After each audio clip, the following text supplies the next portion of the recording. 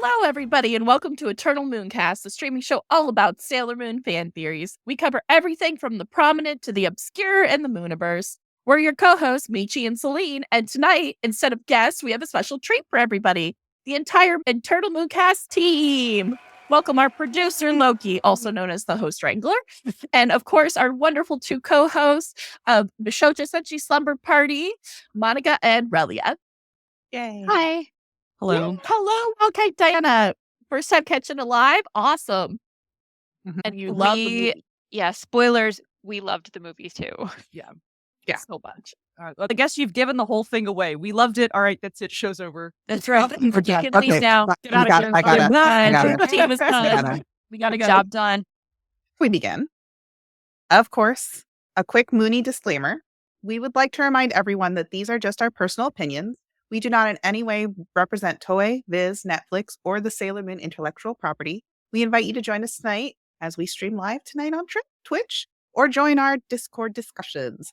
We'd also like to thank our Twitch and Patreon subscribers. You help us make the Mooney magic. Tonight, we delve into Sailor Moon Cosmos, the movie.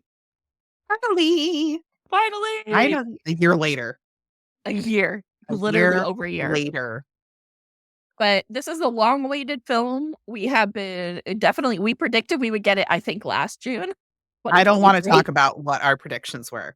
Our predictions were so wrong. Yes, they were. We were hoping they were going to make an announcement for last June on Usagi's birthday that they would tell us when we were going to get it, or if we were going to get it in theaters, because we were getting Demon Slayer. Did we get One Piece also or something? That was In live theaters? action, I think. Or no, was it in theaters? We got the No, JJK there was- movie. Yeah, that's it. Jujutsu Kaisen. We got Jujutsu Kaisen and we got Demon Slayer. So we were like, so are we getting it? Yeah, but you know what? It's here. We're happy. We finally got it, and we got it on Netflix. Win. Yep. So let's talk about a bunch of things that have never been animated before were animated. Oh, yeah. This is one of my favorite parts of this. I was gonna say Monica and Celine, I know usually, and Relia too. Like you guys, You can join us on Patreon and watch me have a religious experience watching But some of it's these things true. be animated. Yeah, there's just a couple of points in our reaction to the film where I'm just like, what?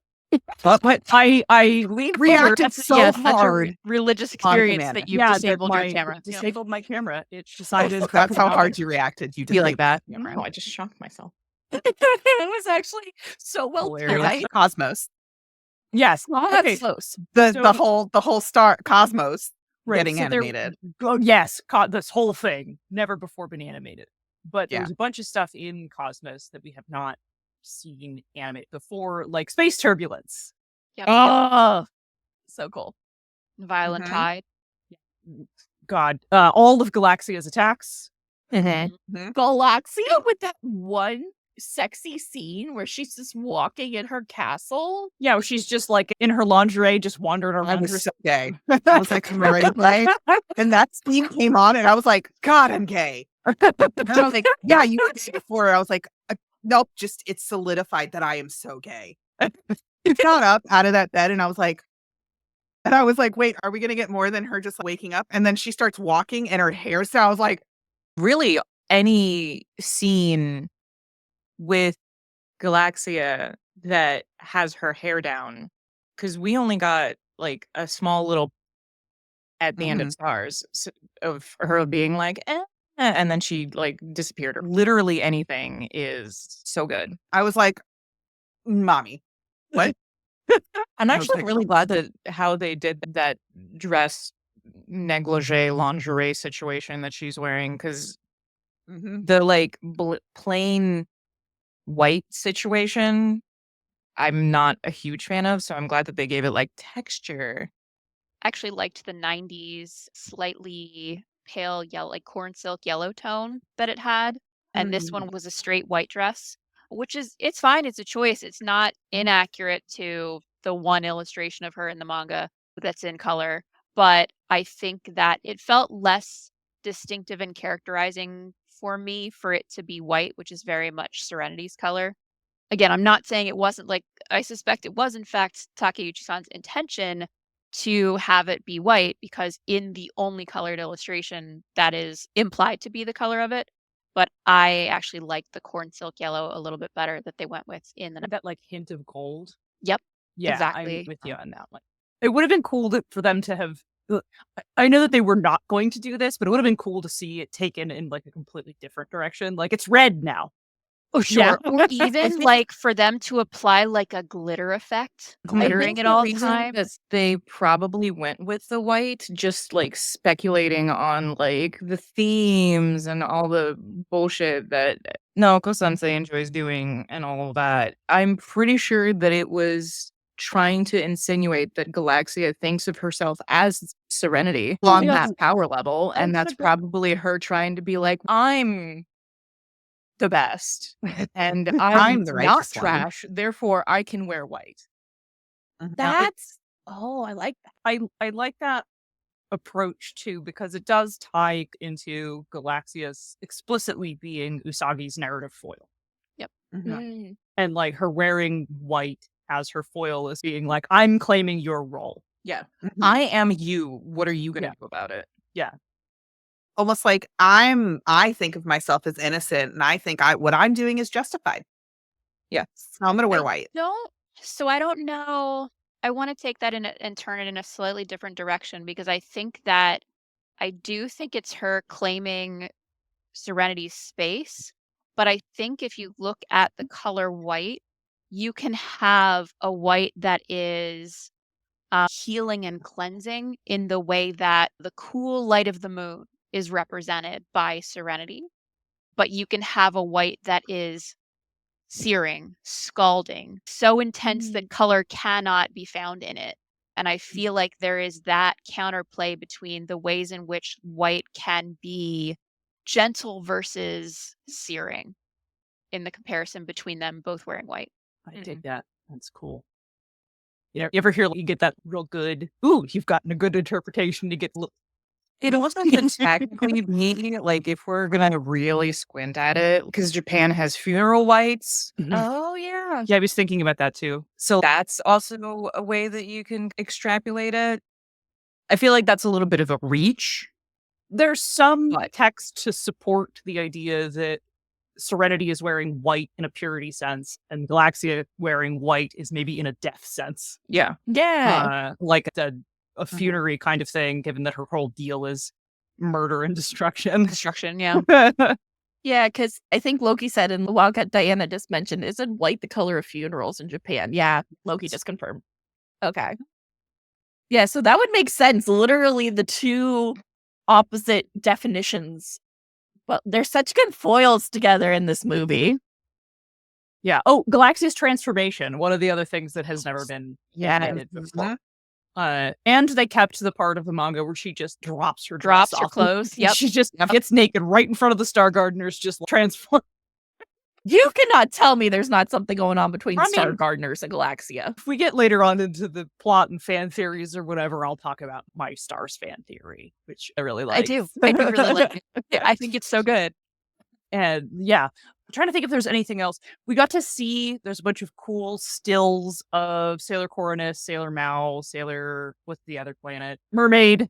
Like the original Senshi, who the Animamates sold out and replaced. So there's a little flash of each of them. And I don't think that's in the manga. I don't think they have designs because I went back and looked. I don't I remember it in the Just have manga. a shadow of them. Just for Sailor Mao, though. They had a shadow of her in the background with Luna and Artemis kneeling before her because they were asking to go to the moon to be advisors. The other thing that I absolutely love that we got to see animated was actually Phobos and Deimos as human shapes. Yeah, in their people form. Yeah, so I really enjoyed that. I'm glad that they did that. We also got to see Sailor Kakyuu, So we did get to see Sailor and we got a Kakyuu. transformation and her moves. 私も戦うわ私だってセーラー戦士よ金のスタートはメイクアップ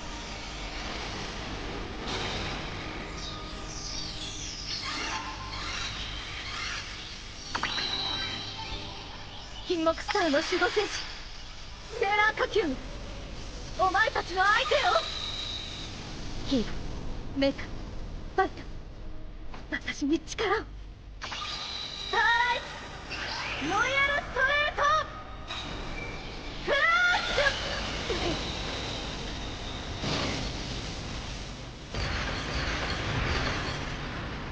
消えた。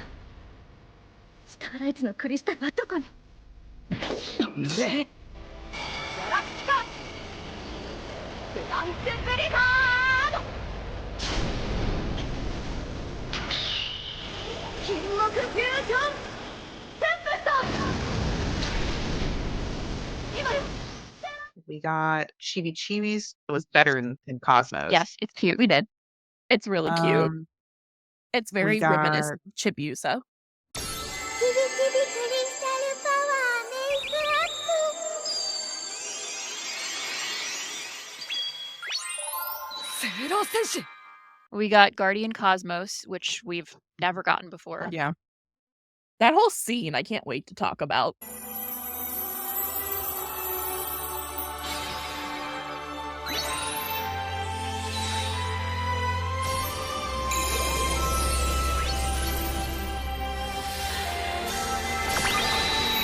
And we also got to see the animated inside of not all of them, but some of the palaces, the planetary palaces. Yeah, Yes, we got all, yes. all the See got the palaces Emperor's which we castles. didn't have.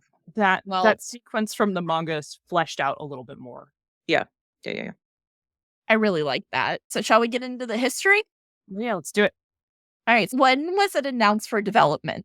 The first announcement that we had that Cosmos was going to be animated was actually in I believe the release of the Blu-ray disc for Eternal. And in the release of the Blu-ray disc, there was like a screen at the end that basically said to be continued. Let me see if I can find. Yep. So the movie was originally teased in the Japanese theatrical and Blu-ray releases of Sailor Moon Eternal, which ended with a to be continued teaser. So I guess it was also in the theatrical release. It was then unveiled with a trailer during the 30th anniversary live stream in April of 22, with announcing the summer 2023 release date. They announced basically that they were bringing back the voice cast from Eternal and had already started recording lines for it. There wasn't a lot of buzz between then and January of 2023 when they actually announced the release date of the two movies in Japan, which were going to be June 9th and June 30th of 2023, so basically 3 weeks apart. At that point, they're basically doing drip marketing from then on out, announcing voice actresses 1 and 2 at a time, and then slowly leaking trailers as they led up to the release of the film.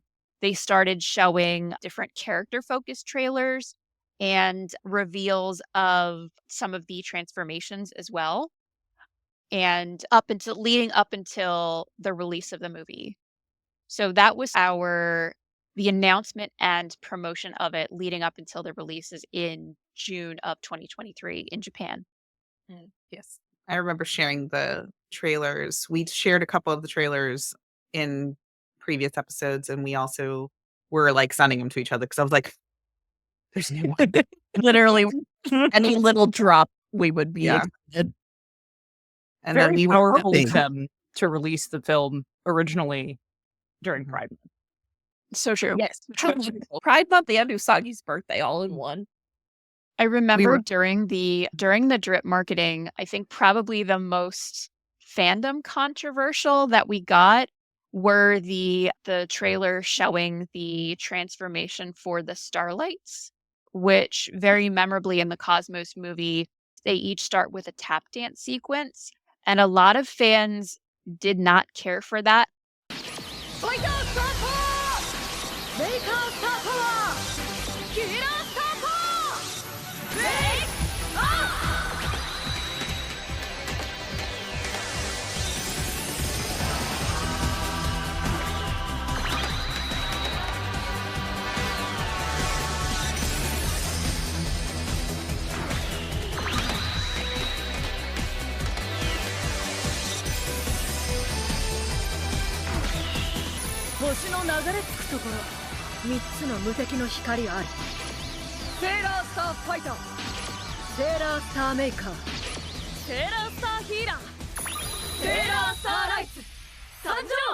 I guess they found it cheesy.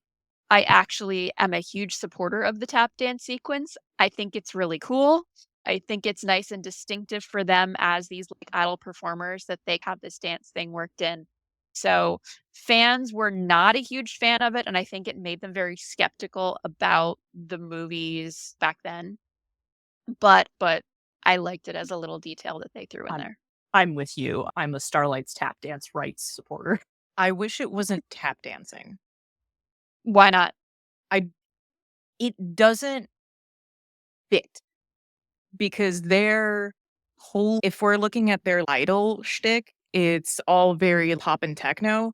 And while you can absolutely tap dance to pop and techno, I have no problems with it. I feel like it was just so left field for them because in general, tap dance is not looked at as a modern sort of like youth dancing, that it just feels really weird for them, in my opinion. I enjoyed that it was different. Like, even though I was like, what the first? I enjoyed that it was a really different transformation, but I was like, of all the things, why tap dancing?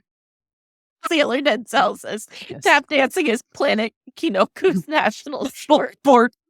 I buy it. And river dance up that shit. I was just going to say, I hear what you're saying. I'm still a tap dance rights supporter. I'm saying for me, It's it's such fine. an I just was like, they could have chosen literally anything else, and I I probably think it would have been hilarious if they like break danced. I actually That would have been love that. phenomenal. I think people, there's so much you could have done. Can you imagine Yaten just like, breaking it down?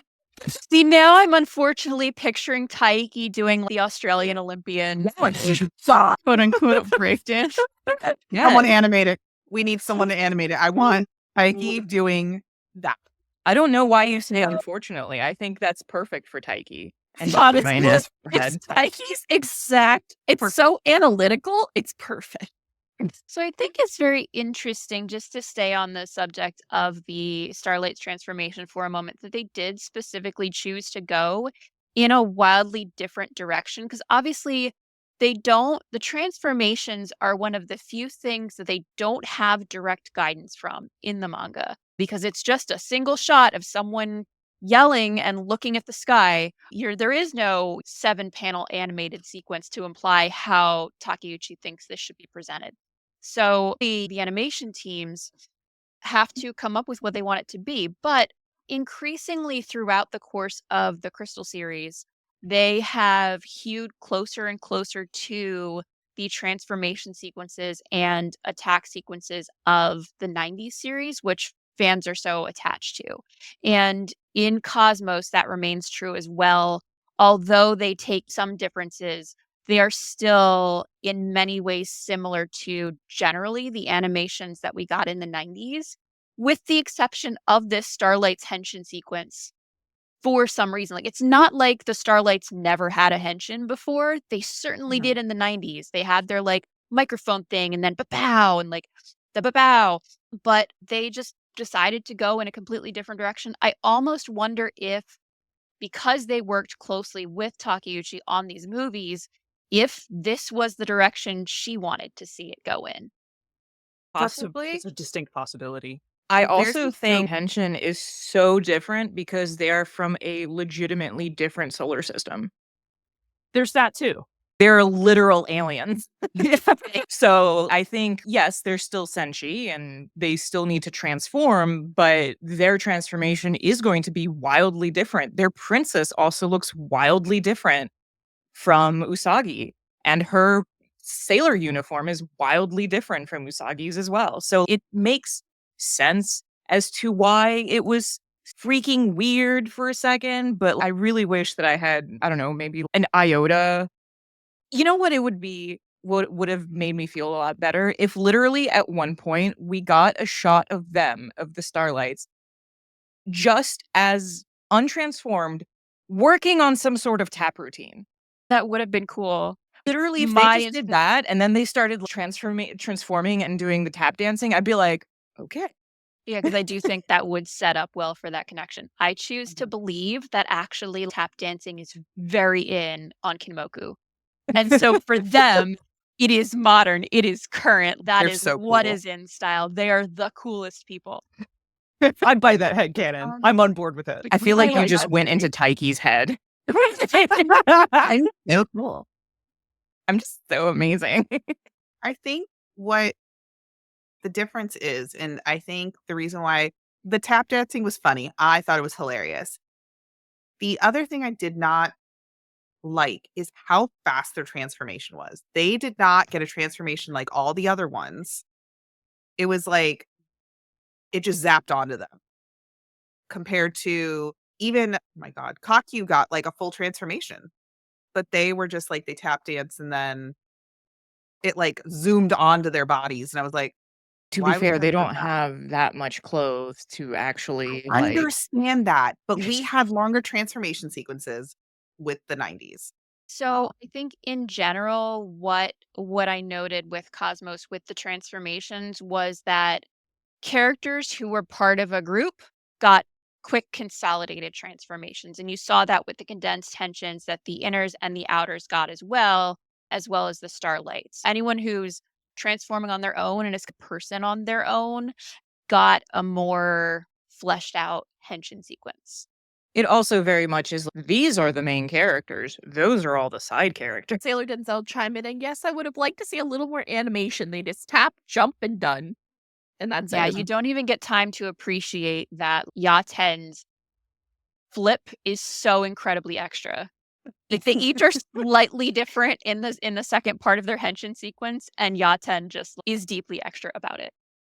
I will say because I don't think we have Starlights anywhere on here. I liked Yachten infinitely better in the movies versus the 90s anime. Oh, in the 90s anime, he's a bitch.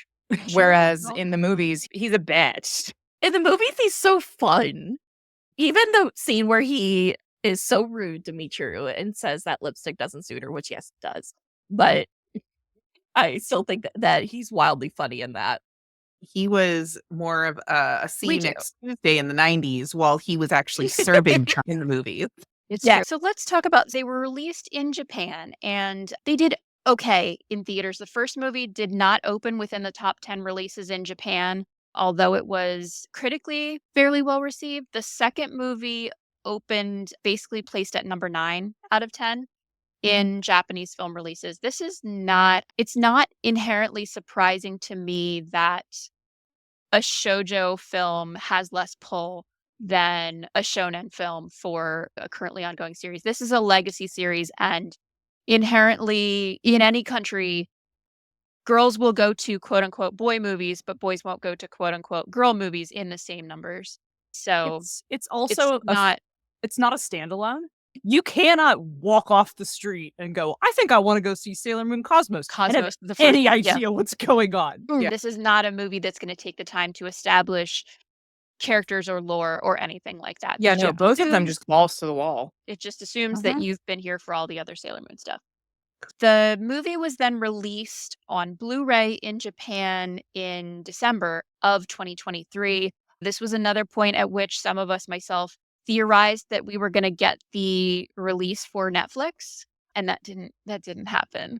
The Blu-ray that was released did not have international localization in any way. There were no subtitles and no dub tracks. So truly people buying the Blu-ray are just buying a Japanese language film, which made it very inaccessible to those of us who cannot either read or speak Japanese, which was very frustrating to the international fan community. I would say that this has been a significant controversy within the Sailor Moon fandom to the extent that there is still an active and communicating Sailor Moon fan base. This was a flashpoint where many people at a certain point began pirating the films because there was a frustration among the international community that we also are parts of this fandom who were excited about this movie and didn't have any way to access it or view it. And so some fans felt that pirating it would be detrimental to our cause, essentially, because people who pirated it might not then watch it on Netflix later when it did finally get localized, or buy it when it came out on international Blu-ray. And they felt that by pirating it, they were decreasing the likelihood that the eventual legitimate version of it would prove popular enough to encourage future international releases of Sailor Moon stuff, versus fans who felt that we might be waiting forever for it to get released. There was no even indication that anyone had picked up the rights or that Toei was trying to get something done internationally for it. It was radio silent with regards to the international fandom, which felt a lot of fans felt very betrayed by that. And so I would say this was a rare case in modern times where I've actually seen the fandom going at each other and really vague blogging about people's decisions to pirate or not to pirate, and what was the quote unquote right thing to do as a fan. While, of course, other fans were dedicatingly like making fan subs, which had the vibe of late 90s, early aughts, Wild West days when that was the only way that you could get anime in the States was fan subs. Sailor Moon fans are we're mostly an older fan base, even for the new series. And so we were around for those days. Largely, it's not like that's something we never experienced. It was very unusual within the fandom to see this level of tension. One last thing before we move on. I think if there had been any indication of a date of a year, if they were like, hey, this bitch is coming out in 2026, people would be like, all right, that sucks, but okay. But there was nothing. So I can absolutely understand why people are like that. I'm not waiting.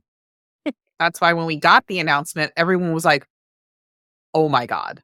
And it was everywhere. Like it exploded everywhere. Cause I remember we got the announcement and then I was messaging Michi and we were like, oh my God, we're finally getting it. We've got a date. Finally. But the fact that there was nothing, like we didn't even know that Netflix had it. It was actually ridiculous at that point. I don't understand why they took so long. It didn't make any sense. Well, but whatever. We got it. We got to watch The only good it. news is the momentum hasn't died. Everybody is just as excited as they were back then. And I think we should get into the movie. Yeah, let's do it. Let's talk about the animation 100%. style. Yeah, let's talk about the animation. What did we think? Gorgeous. Yeah, interestingly, I think the animation is beautiful for Cosmos. Now, I think that it's not the 90s style and it's not the manga style. They tried in the beginning of Crystal to do what they felt was a faithful interpretation of the manga style. That fell apart in certain ways for me, not because it was trying to be the manga style, but because there were like proportion issues and things like that that weren't great. And they tried to do some things with CGI that they weren't ready to do. But this feels like a modern take on the 90s style. And I think that if you look at the character designs, the girls all have bigger eyes, rounder faces. They look younger than they did in the 90s. It's not necessarily a problem. They don't look younger than their age. They are all quite young in the manga. And I think they look age appropriate in that sense. But if you were to put the two pictures of any character side by side, you would certainly think, wow, Michiru in Cosmos looks younger than Michiru in Stars of the 90s series. Like the animation style has a more moe visual aesthetic slant to it that I think is a carryover from the moe period of the early and mid 10s. And I think it works fine, but I do think it is visually distinct in its own way. I felt it was like a really good mixture of the Crystal aspects, what they were trying to do in Crystal, and the 90s. It felt like a really good blend, the child of it all. It was much better proportions. The people's faces actually moved correctly. They didn't look weird. Crystal Crystal was was so Crystal janky. really tried to pop it and it did not work. No, it failed. Whereas no pop. Cosmos absolutely worked. Yeah. In I'm trying to Cosmos, find- the transformations made me feel like we were back in the 90s, but upgraded because we have new technology for doing anime So it felt like an upgraded 90s transformation. It was gorgeous. It was beautiful. I actually started crying when when Sailor Moon transformed the first time. I was in tears because it was so pretty. And I actually clenched my butt cheeks. I was like, okay, here we go. Your How is this religious gonna look? experience. Is this gonna look like ah? Because even in Eternal, it still wasn't as good. It still wasn't to the point where I was like, no, Cosmos, I was actually like I was crying because it looked so good. And I was like, okay, you guys at least went out with a bang. You started bad. Like you tripped, you fumbled, you put your face in the mud, but you at least crossed the finish line correctly. They know how to end it. It really made me want Cosmos as 2 films. Really made me want to rewatch everything, but have each arc be basically 2 movies. It made me want that. I didn't actually. I was like, no, actually, you know what? I don't want a series. I actually want 10 movies like this.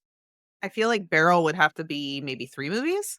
Yeah, if we look the at the beginning of count the of the manga is manga so long. volumes, we end at 12 volumes, so 12 true. movies. Because Stars True. is 2 volumes long. True. Right.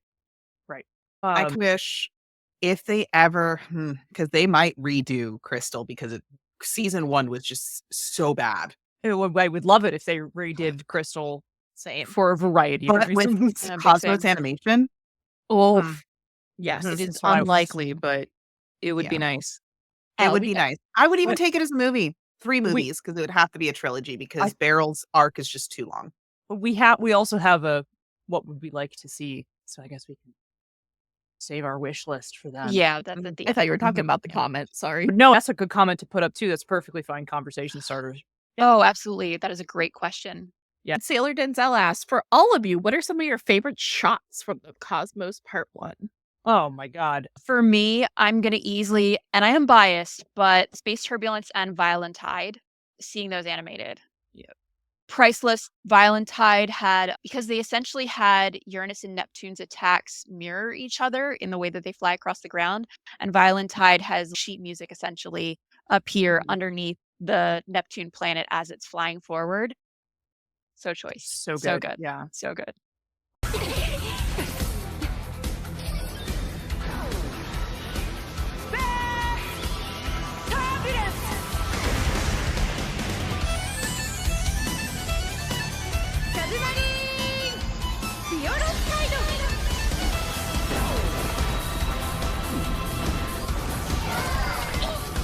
I think I have to give it to the scene in the park.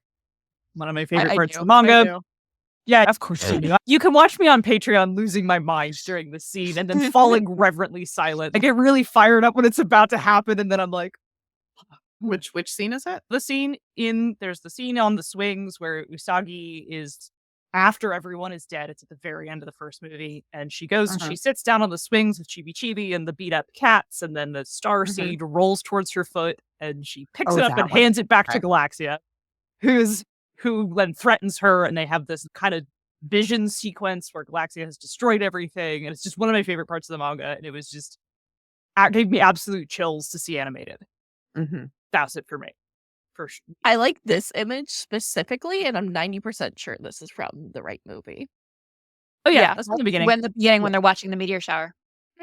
There we go. Now everybody can see. I just love them being rich and gay and happy. Living at home, drinking wine. Right, But yeah. I was rich. I'm already gay.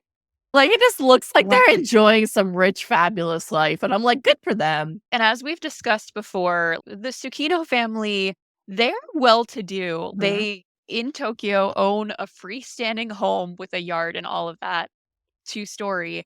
But that is nothing compared to where the Outers are living. Yeah, those are living nice. I loved Eternal Sailor Moon's transformation, but my favorite scene to see animated was Burning Love. And they're like, we don't need boys. And I was like, Yeah. yay. And I was like, yeah, it was another gay scene for me. I was like, God, I'm gay for both of them. Yep. So But for that people scene, who, the fact that it looked like it walked off the manga pages, I was like, oh, So for people who maybe don't know that reference to Burning Love, that is the ship name for Mars and Venus. And this is referring to the famous Among the Fandom scene from the manga where they stand together talking to the Starlights and are basically like, yeah, we don't need boys.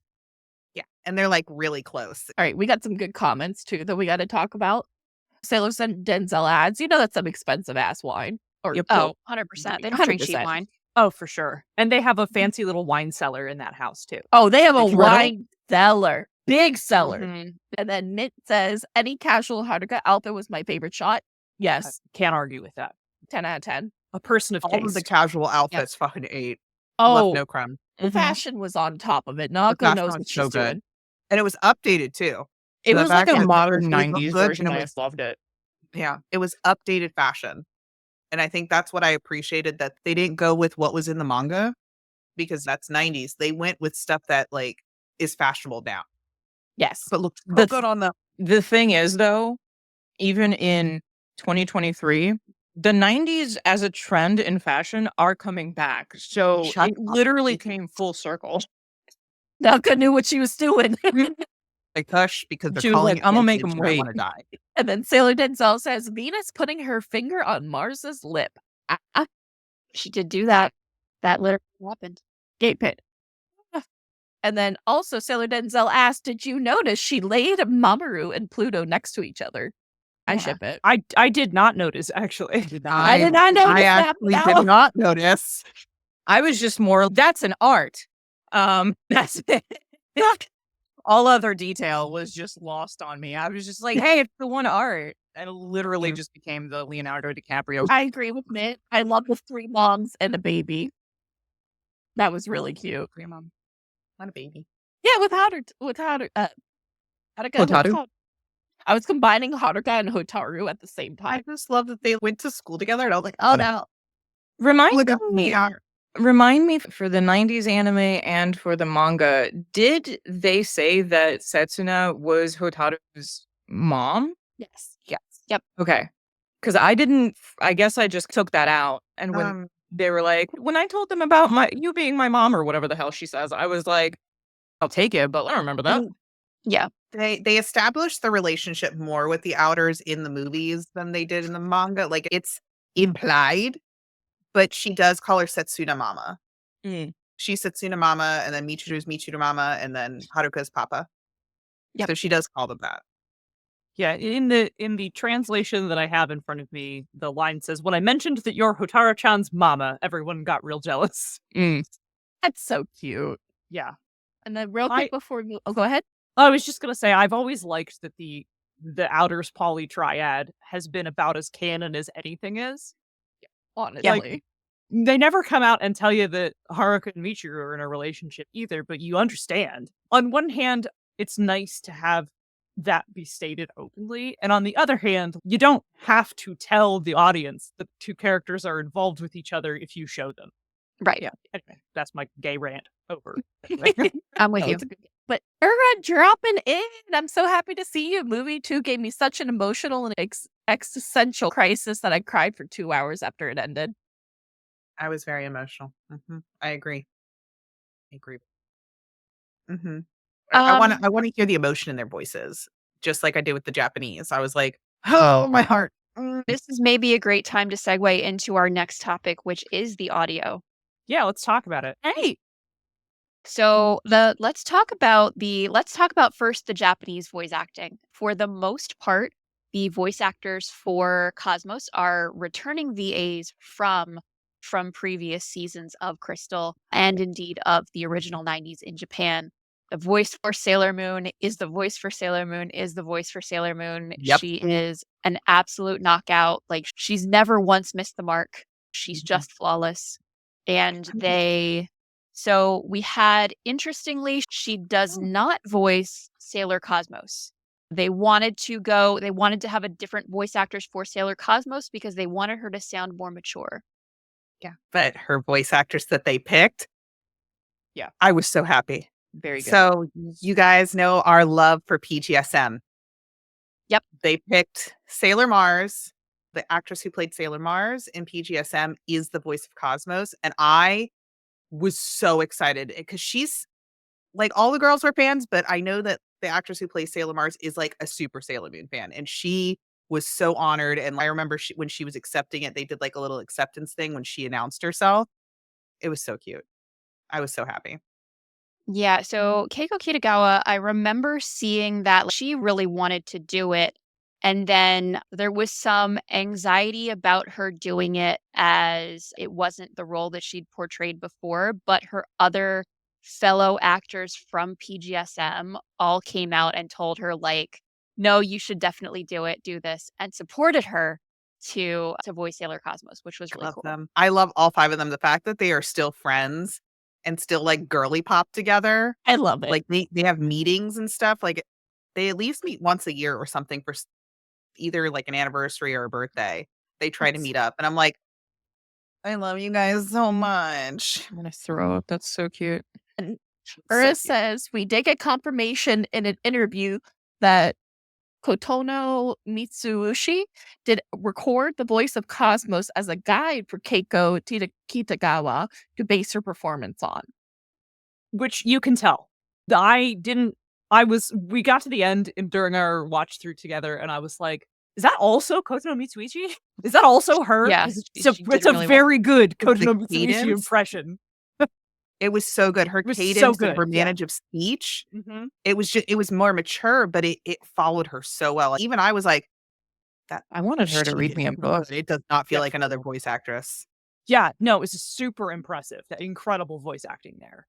Okay, so I lied. How could Chibi you? Chibi is actually voiced by Kotono Mitsuishi. Just Chibi Chibi, though. Oh, okay. Cool. Let's see. Where were we on this? This is voice acting. Let's talk about the voice acting for Sailor Galaxia in Japanese. Okay. Okay. Yeah. I'm going to be a little bit of a hater here. I don't care for the choice of voice actor. Like, the voice acting itself is well done, but that is not the voice that I would put to Sailor Galaxia. Me neither. I agree. I'm with you on that one. I'm a little hater, it was difficult for me to be a little hater here because I really like Megumi Hayashibara. Like, I Yep. think she's a great voice She's actress. impeccable. She's really Yeah, good. And she really wanted to voice Galaxia. Oh, yeah, and it is. And her delivery and the way she brings the character to life, I can't fault the performance whatsoever. I just don't like her voice for Galaxia, who I feel needs to be this commanding, deep-voiced woman. A lot more deeper, yeah. Yeah. When I heard that it was going to be Megumi Hayashibara, and I was like, is this the same Hayashibara that does Lena Inverse? Is this the same squeaky ass voice that I'm thinking? Yep.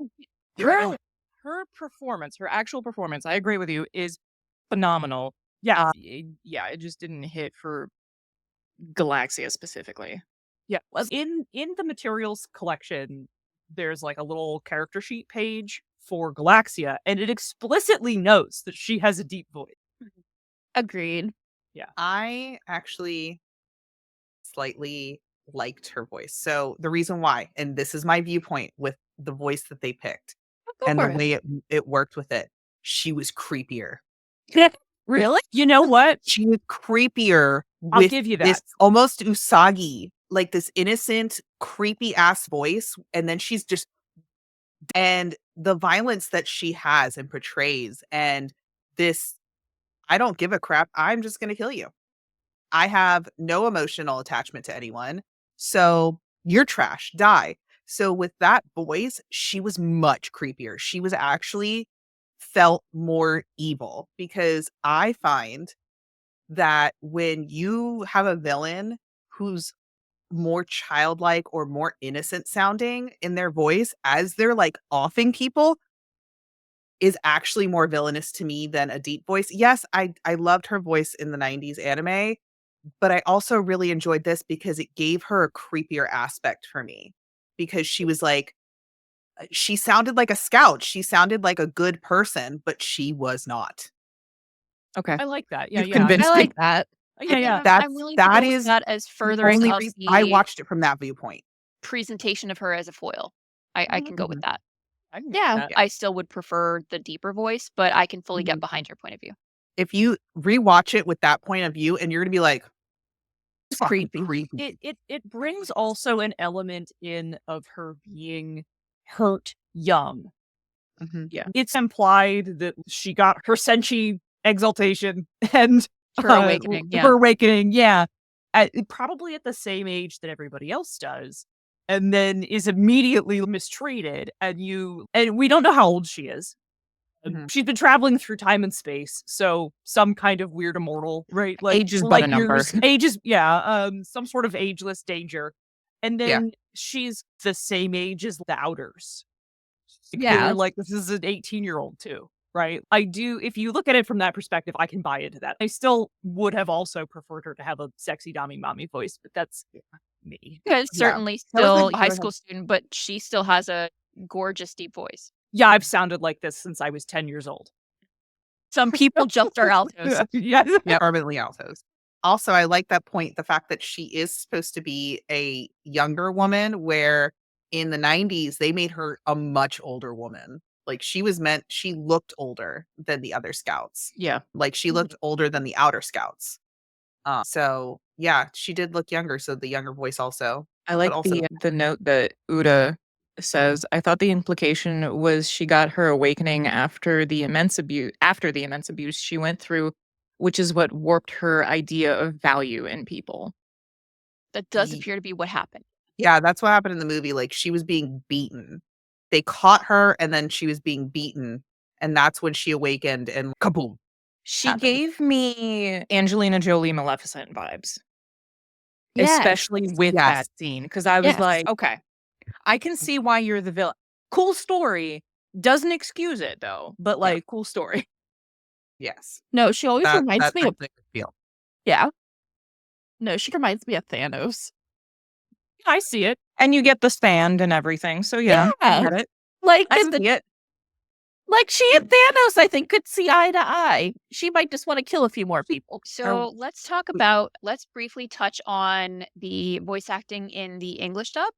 I don't think any of us have watched currently Cosmos all the way through on the English dub track. I've watched it partway through.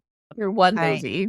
I am excited for one voice to listen to because they picked the voice actress Amelie or Monarch, and she's playing Heavy Metal Papillon, and I was like, that is stunning because that's her villain form.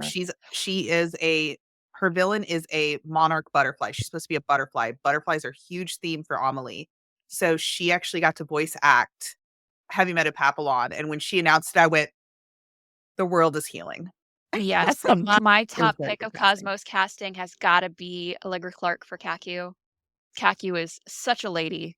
And Allegra Clark, great choice. I too saw that and I was like, yes. No, we actually we just jumped on the dub, so Mint, you're on time.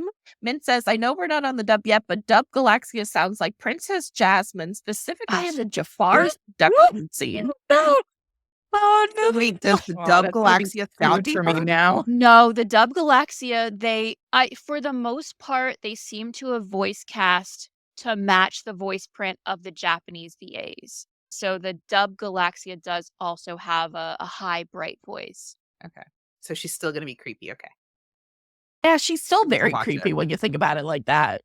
There are some delightful standouts here. I actually absolutely love the English voice casting for Taiki Starmaker is Erica Harlicker. Erica Harlicker is the voice actress for Venti in Genshin Impact. So this is a VA that voice acts across gender, and I think that's a great voice print for one of the Starlights who are gender fluid in that way to pick a voice that can read masculine or feminine.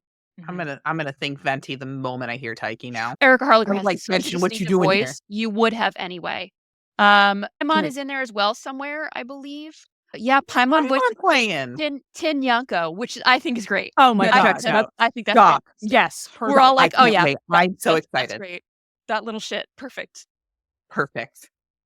Julia will be so excited. Who's playing Iron Mouse? Iron Mouse is Katie Lee. Let's see. Off the top, just looking real quick at her filmography. She was Alex in the first 2 seasons of Totally Spies. Oh my god, I love her! So yeah, she's been in a lot of things, not necessarily a lot of things that modern or younger viewers will be familiar with. But She we was will in get to Zatch Bell. experience her as Iron yeah. Man. Let's talk about the music for the Cosmos movies. So First of all, let's talk about the opening for the first movie, which was, of course, a cover of Moonlight Densetsu. tears. Frankly, I think that's where it should start. Cosmos is the end of Sailor Moon's overall journey. And so we start where she started, which is our very first opening theme from our very first season, and still the classic Sailor Moon song. There was a split second when I didn't like the cover until I realized that it was all of them singing. And then I was You like, will see us have that reaction on Patreon of, oh my God, it's all of them singing, and how excited we were about that. yeah, because at first I was like, whoever this is like not quite hitting it for me. And then it changed and I was like, all of them. Okay. I'm okay. All of them. Yep. Perfect. Whoever decided that, chef's kiss, no notes. And it's very much a like final season anime thing that a lot of shoujo and some shonen anime tend to. I don't know if they still do, but it's also something that like the Seiramiu also did. They would switch between the actresses, so it's not unprecedented, but it is very nice. It was like their goodbye. I agree with Sailor Denzel. All rise for our national anthem. So true. I can do it. Hold on. I can do this. Yeah. That could be the national anthem. This is our new salute. This is our new salute. I need a salute. Okay. We got it. The salute. Perfect. Thank you. Wow. We're great. Because I was like, that's the only hand I can move. I think the funniest part of that hand gesture is the fact that you just go Woo! instead of up. Anyway. So I think we all agree that Moonlight Densetsu was the perfect place to start it. I love that you pointed out that all of them are singing it. It really elevates it to another level. Let's talk about the surprise opening theme for the second movie. We were so shook. Oh my God. Mach and I had Sailor Star Song. goosebumps the moment it started. It, for me, like Sailor Star Song is like one of the songs of my life. I love Sailor Star Song. When I need to get pumped for anything, I can throw Sailor Star Song on and I am right there. I'm like, oh, towards tomorrow with Sailor Yell. And so I was like, there was a part of me that was disappointed in the first movie. Although I thought Moonlight Densetsu was the right choice, I was a little disappointed that it meant we didn't get Sailor Star Song. So then when they hit us with that at the beginning of the second movie, like that for me, I was just overcome. I loved there are so many nods to the animation of the original series in the animation sequences that they chose to update and play off of for the Sailor Star Song opening of movie 2. It gave me all of the wonderful nostalgic feelings. I loved the way they updated it. And there's one detail in the animation of the Sailor Star Song opening sequence that is so a little bit nuanced but beautiful to me, which is that you have the sort of monochrome visuals of each of the Senshi. So you have the one that's all in blue and it's Ami and then Mercury doing her attack, and then red for Mars and green for Jupiter and orange for Venus and so on. And they throw in the outers and things like that. In front of that, cut through that, Usagi is reaching for Chibi and ultimately grasps onto her. And you get this sense that they're carrying through the theme that as she is losing all of the people around her, ultimately what's going to happen is that it's going to come down to her and Chibi left to face this alone. And that made for a nice visual nod to the fact that we're going to see the progression of Chibi being what Sailor Moon has left. It's really that visual. So if you haven't, go rewatch it. I'm sure there's a YouTube video of just the Cosmos movie, like Mach and I sequence. Watch it. Hopefully you will enjoy their visual choices as much as I did. All right. Anything else before we move on? I will just note this was the first time that we got I believe, a direct song of the actual Starlights concert. in animation. I don't think their actual lyrics from the manga were what was sung in the 90s anime. So I believe that they scored that just for Cosmos. There were, I believe, 2 other songs that were written for Cosmos specifically. One is the overarching Cosmos theme song that was written and was used to promote the films. The other one, I believe, is called the Marriage Song, and this was actually written for the Blu-ray release, I believe. And it features all of the Senshi, all of the inners and outers, plus Mamo singing that song. So if you haven't heard it, I believe it is Blu-ray only, but you can find the soundtrack online. Give that one a listen too, because that's part of their scoring for the film. I really liked the orchestral, like all of the background music for the various scenes really played well into the drama. I think that a lot of the tension that they were able to grasp in the movie came from that music. And I do want to shout out to that specifically because that's something that you inherently don't have background music in the manga. You don't have sound. It's something that is specifically just created when you are putting something to film. And so they have the challenge of doing that in a really a way that really serves the film. I thought it was particularly effective. There were scenes where I was able to isolate and say, yes, the music is really strong here without overpowering the scene.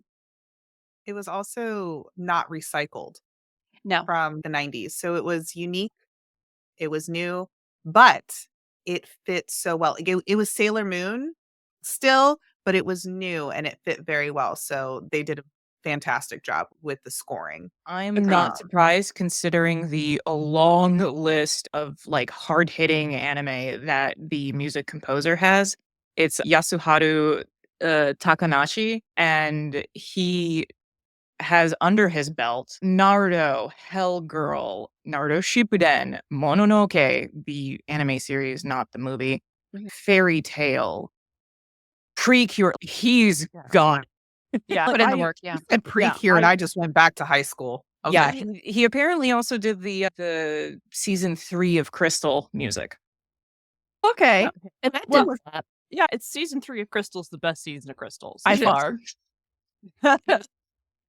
He also did a lot of the Ikito-sen music as well. He's got some heavy hitters under his belt, so good for him. GG's. Yeah. Not surprised to hear that because I also really liked the Naruto soundtrack, the Fairy Tale soundtrack, and the Shippuden soundtrack. Yeah. Yeah. And the reason that I was like, wait a minute, is because Mononoke is one of my favorite anime ever. And so when I saw that, I was like, that makes sense. Yes. You got to switch me and you. Yeah, and Loki got to move. Put me on the bottom. Loki's on the bottom because Loki supports us all. Oh, okay. Oh, that's cute. I don't have a get sick thing. All I can do is Cringe. Cringe. I know. I'm so sorry. Welcome I back. apologize to everybody. Don't apologize. Don't. Yeah. You're right. All right. So before we get into the second half of Sailor Moon Cosmos, the movie review, let's talk about a couple comments I saw. So Ura did say something interesting I wanted to point back out. Love that they portrayed Kakyuu as Usagi's age. That's so nice. I thought that was cute. I really liked her. She felt much more Usagi's age this round than she did in the 90s anime. I really like the manga portrayal of Kakyuu a lot. Like when we talked in one of the episodes previously, I'm secretly a huge Kakyuu fan.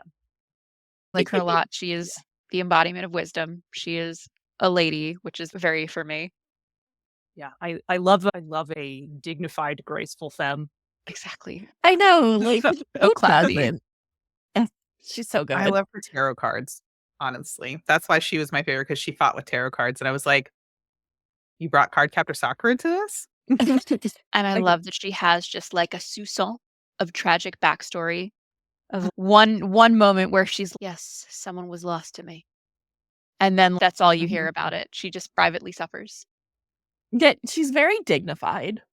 She was like right in front of me. And you're like, what happened? And she's like, moving on. Very mindful. Very Very demure. demure. Very demure. See. She never goes to work with a green cut crease. No, Never. Never. and her skirts are always pleated and in place. All right. So I believe the next thing we were going to get into is the manga comparison.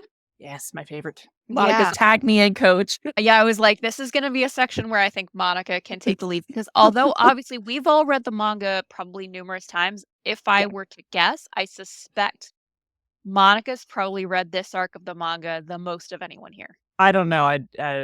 Celine maybe also can give me a run for my money. Just a little. Yeah. Yeah. Yes, Just a little. I'm so demure about it. Yeah. You're welcome. A little more humble.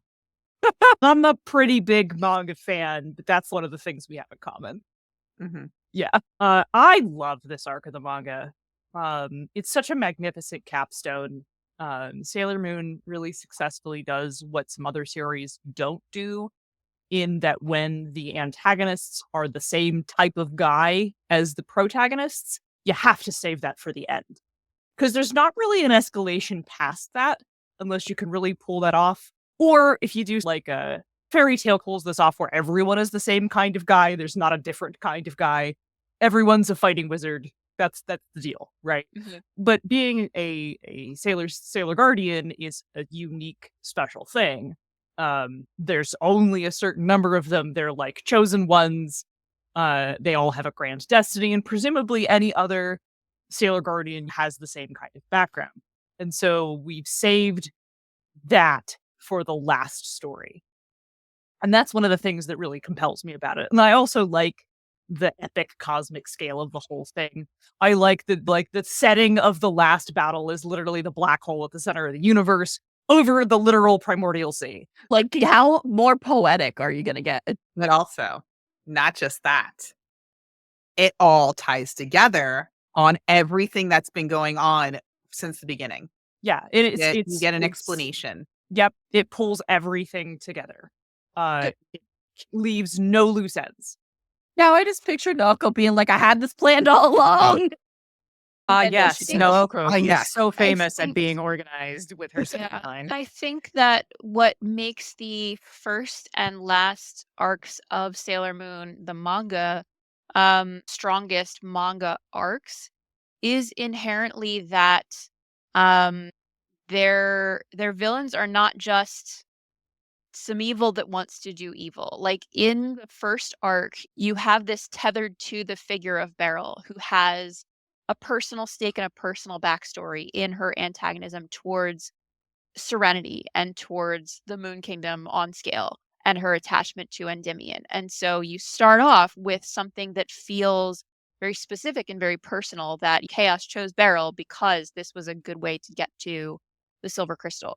With the interior seasons, with your R arc, your S arc, your Super S arc, in general, the villain comes down to just being another avatar of chaos that wants to rule the universe because chaos.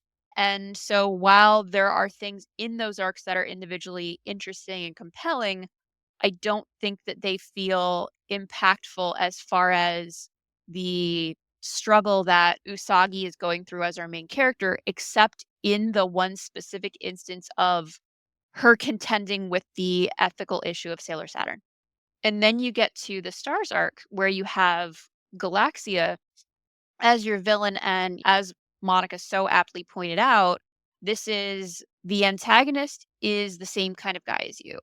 And you have specifically Galaxia it's not just that chaos is there, but that the villain is Sailor Galaxia, who has this sort of evil taint of her own that is not quite, it's not that chaos is the reason that evil is happening, but that chaos has found its way into her life through Wise Man, essentially, on the planet of fish-headed people. That's canonical to the manga. It's not, they didn't make that up for the Cosmos movies. The fish-headed people are canonical.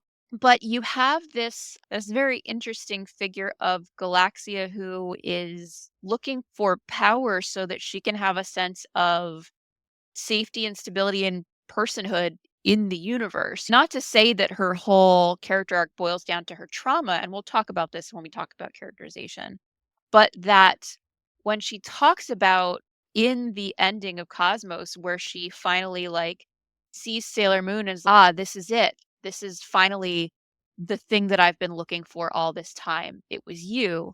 And that's at the moment where what's just happened is that she was like, yo, Chaos, I'm here to rule the cauldron and everything. Recognize me. And Chaos was like, who the for you? I want the silver crystal. And that for her was this moment of, wow, I've done all this. I've come this far. And even in this, there are still, to someone, I am still no one. And that makes me feel disposable. That makes me feel vulnerable. The thing that I've been searching for all this time was, what is the sense of power that will make me feel like I am always someone and something? And so she was looking for it in these evil, grand external things. And what she finds is that instead, what that is, Sailor Moon, to whom everyone is always someone and something. Even Galaxia, who she's like, she saves her just because she's, you and I are the same kind of guy, and I don't want to be alone. It's such a great moment. And I think that's why the first and last arcs of the manga are the strongest ones. They're not just the enemy is evil and evil is bad. Is the plot of the end of the manga. Just a straight up, it is the plot. If you have watched the movie, that is the plot of the ending. You've read the book. Beat by beat, beginning to end, that is it. There are very few changes. More or less shot for shot, frankly. Yeah. The changes that did happen added to the manga, not changed. Sure things. did. Mhm. The changes they did. I I lost my shit. shit. Me too. This is part of this section, so I can talk about it. Okay. Because do we have a comparison of manga? This is it, right? I So can that's compare what the this manga is. and the movie. Yep, we were Okay. in section 6, manga comparison. Okay. So if you've read the manga and have read the manga since ages ago, there has been a lot of speculation about Cosmos, because while Cosmos says she's Sailor Moon, it wasn't like completely like first said. The fact the movie was like, you are the future of future Sailor Moon, that was the confirmation we needed. Also, Cosmos got much more time than she does in the manga. And the thing that I was excited about was we actually got a glimpse on how Cosmos became Cosmos. They actually showed us. They give you a glimpse in the manga, but they don't give us the hardcore, like the war. The fact we got that, I was like, what? And all of that, you see the discussion. The fact that they actually fleshed out Sailor Chaos. Yes. Completely. My see that, God. When and that then came like on screen, Lost my shit. it's I was like, on screen and you can see it real clearly for Yes. more than, it's not a Mhm. screen toned. It's not a like a half screen-toned black shadow. shadow. Yeah. For those who haven't read the manga, Sailor Chaos was not completely fleshed out in the manga. She is like a screen tone, blobby shadow thing, like one how panel. Chaos is always shown, like Metalia, that kind. She had a shape. Like if you look She in the has manga, like they did- Medusa hair. so they did that. They gave her that front part of her outfit because they did have that. Oh, we also just the fact we got to see like Cosmos's future and Crystal Tokyo just gone, Decimated. decimated. You see everybody dead. Mamoru leading a charge and shit like that. Yeah, we got none of that That's not in the manga, and it was fantastic to get it because it's a lot of stuff that a lot of us speculate on what happened. So to have actual animation confirmation and knowing that Mama Moon Naoko actually was on this project, so she approved this shit. Yeah. I literally lost because I watched the movie in a Discord movie night with another magical girl VTuber who I'm friends with. And she and I lost our shit because she's a huge Sailor Moon fan. We were like, wait, why is Cosmos still talking? What's going on? And then that came up and we were like scream texting in the chat because we didn't have voices. I'm so happy. Like anybody shitting on Cosmos, I will find you.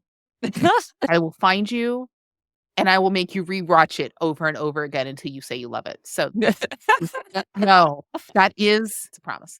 because I've seen a lot of people shitting on Cosmos, Those people are wrong. and those people are wrong. They don't like a Um, complicated character. And it's not that. I'm like, did you read the manga? Probably not. This movie did not need to explain anything else. Did not need to explain the past or stuff like that, because it have past moments, but these were things that they never explained until this moment when Chaos is explaining shit, or Cosmos is explaining shit. Yep. Or Galaxia is explaining shit with what's going on in the universe. Like, this stuff happened at the end of the manga. It is not the job of Cosmos to explain Sailor Moon and get you to the point that they are and why they're at this point. If you walked into that movie without any knowledge, especially manga knowledge. Riley and I watched this with Julia, who had seen the end of the 90s show, but has Mhm. only ever read, I think, the beginning of the manga. And she was like, she really liked it, first off. Okay. Just Then no really liked it. judgment. As long as she loved the movie, Yeah, then she no really judgment. liked it. But then she was like, Sailor Moon ends like that? Yep. Pure guys. And then immediately was like, points at the screen at Heavy Metal Papillon and was like, that's mine, I'm keeping her. And then Mhm. made a cosplay for Otakon. While we're on the topic of the manga comparison, there was one little scene that they added for Cosmos that just got me incredibly verklempt, because it doesn't happen in the manga. And so after Usagi's entire posse has gotten picked off 2 and 3 at a time, all she has left are Chibi, Kakyuu, and the Starlights. And they're about to go off and journey to the center of the galaxy, to Zero Star Sagittarius, probably to die on this almost hopeless mission. And what they added was they added a little scene where the day before she leaves, Usagi, like going to great effort, makes this absolutely horrendous looking curry for her family and just sits down Kenji Papa and Ikuko Mama and I have to say Sammy Shingo and serves them all the curry, and they're all like so dubious of it because it looks horrendous. But she just clearly really wants to have one last little sit down dinner with her whole family and give them a last memory if she doesn't return. And that's not in the manga. There's just a scene where she's Ikuko Mama, can you watch over these 3 cats? One of them's Mina's cat, and this is their child together. Never mind that you've never witnessed Luna being pregnant. And Ikuko Mama's like, no problem. And Usagi's like, all right, I'm off to school or whatever. And then Ikuko Mama's, that's so strange. I have this weird feeling like this was like a momentous goodbye, but that's it. So the whole curry scene just really pulled at my heartstrings. I really appreciated them adding that. It was such a grim and brave moment for Usagi, who's gearing up to do something so hard without the friends that have always been at her back. That is actually a really touching And now I'm just scene. like this. Just, yes. Same though.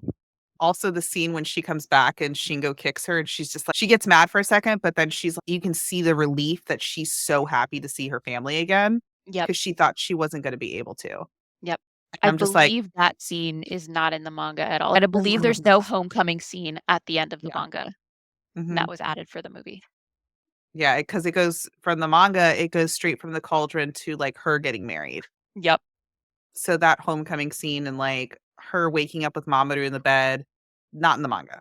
It goes from them in the cauldron with the dresses to This is going to touch on the manga really quickly, but mainly on the art books and the amount of scenes that are taken just straight from the art book.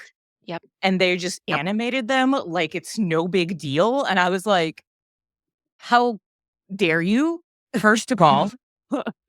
First of all. Secondly, I would like some more, please. Thank you. Continue. Yeah, because it was More. I want was more. like I said, the poses for the Senshi in the 30th century when they're all dead, quote unquote, or whatever the hell they are, in the one room, plus Mamoru, because I don't think he's not in that particular art. Then there's the scene where at the end where all of the Senshi are running towards her in white, not the wedding, just when they're in the Just cauldron. their little nightgowns. Yeah. Because Mamoru is clearly in white pajamas, so those are clearly nightgowns. Yeah. Then there's the actual, like, the wedding scene that has all of them as well. That is also straight from an art book.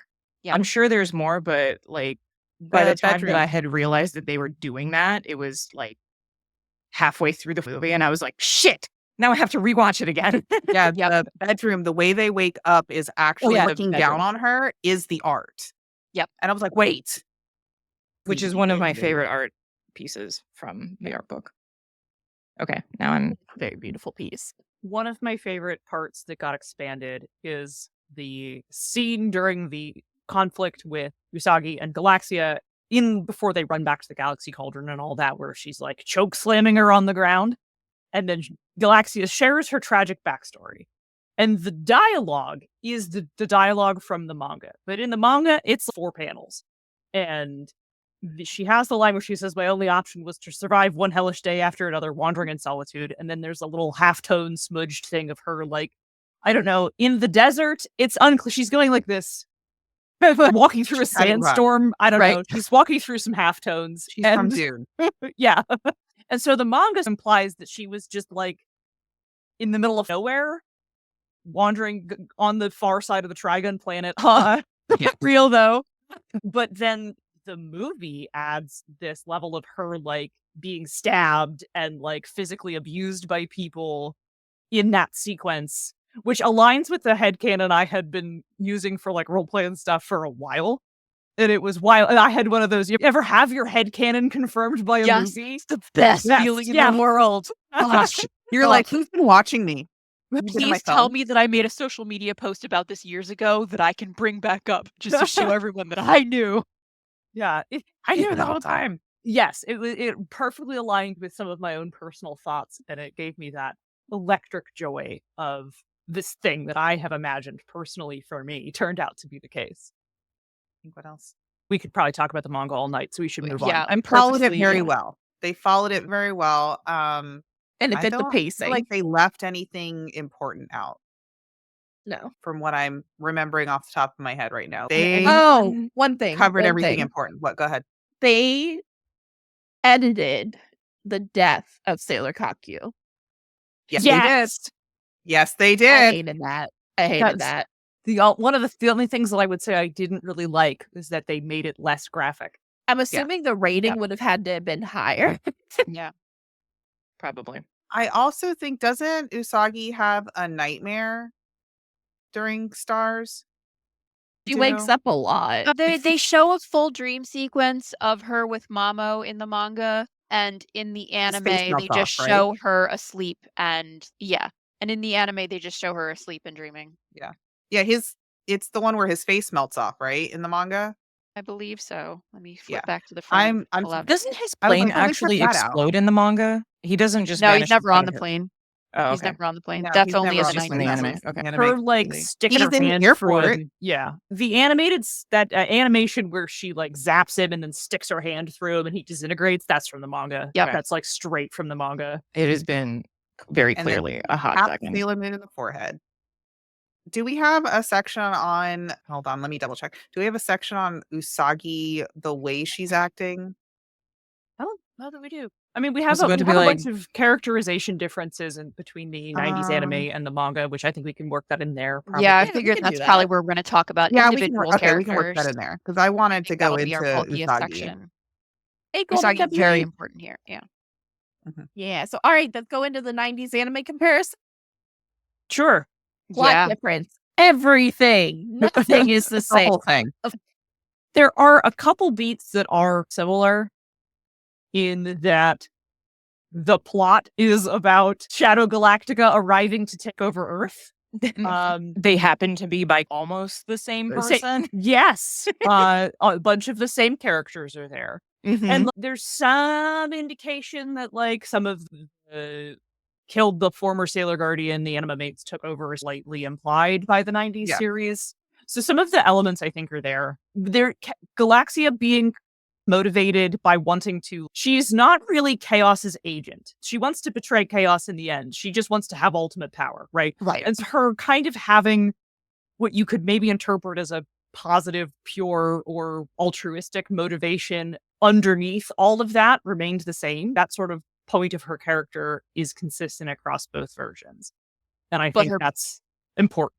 But her backstory is completely different. Completely different. She was a lone soldier fighting by herself against chaos at that time, and she essentially used her starseed to seal chaos, but in doing so became corrupted by chaos, which is completely different from the manga. And so you have in the manga, or in the 90s anime, she is essentially an avatar of chaos, and because she's been taken over.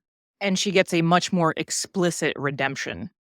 Very much so. Oh, Which is 100%. consistent Like with the she 90s. gets an actual redemption compared to manga. Yeah, Yep. because it's literally her essentially being like, Purified. I'm free and purified, and Usagi's like, hey, and then fade I to black think or whatever the hell. I think it is perfect for the 90s anime. I think that the Stars arc in the 90s anime is what it should have been for what had been set up before it in the 90s anime, because consistently across the 90s that the endings have been, other than the first season, there's a lot more redemption and purification and second chances for people, which is something that I am so attached to about the 90s series, but that also therefore makes the 90s ending of Stars make a lot of sense with where Usagi has started and where she has come as a person, what the point was of her overall growth arc. But obviously that wouldn't make as much sense in the manga, because it's not the central driving narrative in the manga. Manga is much darker. People die. They don't get redeemed. They die. Now, there are also structurally plot differences. Fundamentally, you're looking at the difference between probably 23, 25 episode animation season versus 2 movies. And there's a lot more in the 90s anime. In the 90s anime, if you were fans of the Sailor Animamates because of the 90s anime, there's not much for you in the Cosmos movies. The Animamates, the only ones that made it into the 90s series, are the ones that die pretty much instantly in the manga. They are the wimpiest villains they show up, they kill a person, they get picked off immediately by a starlight.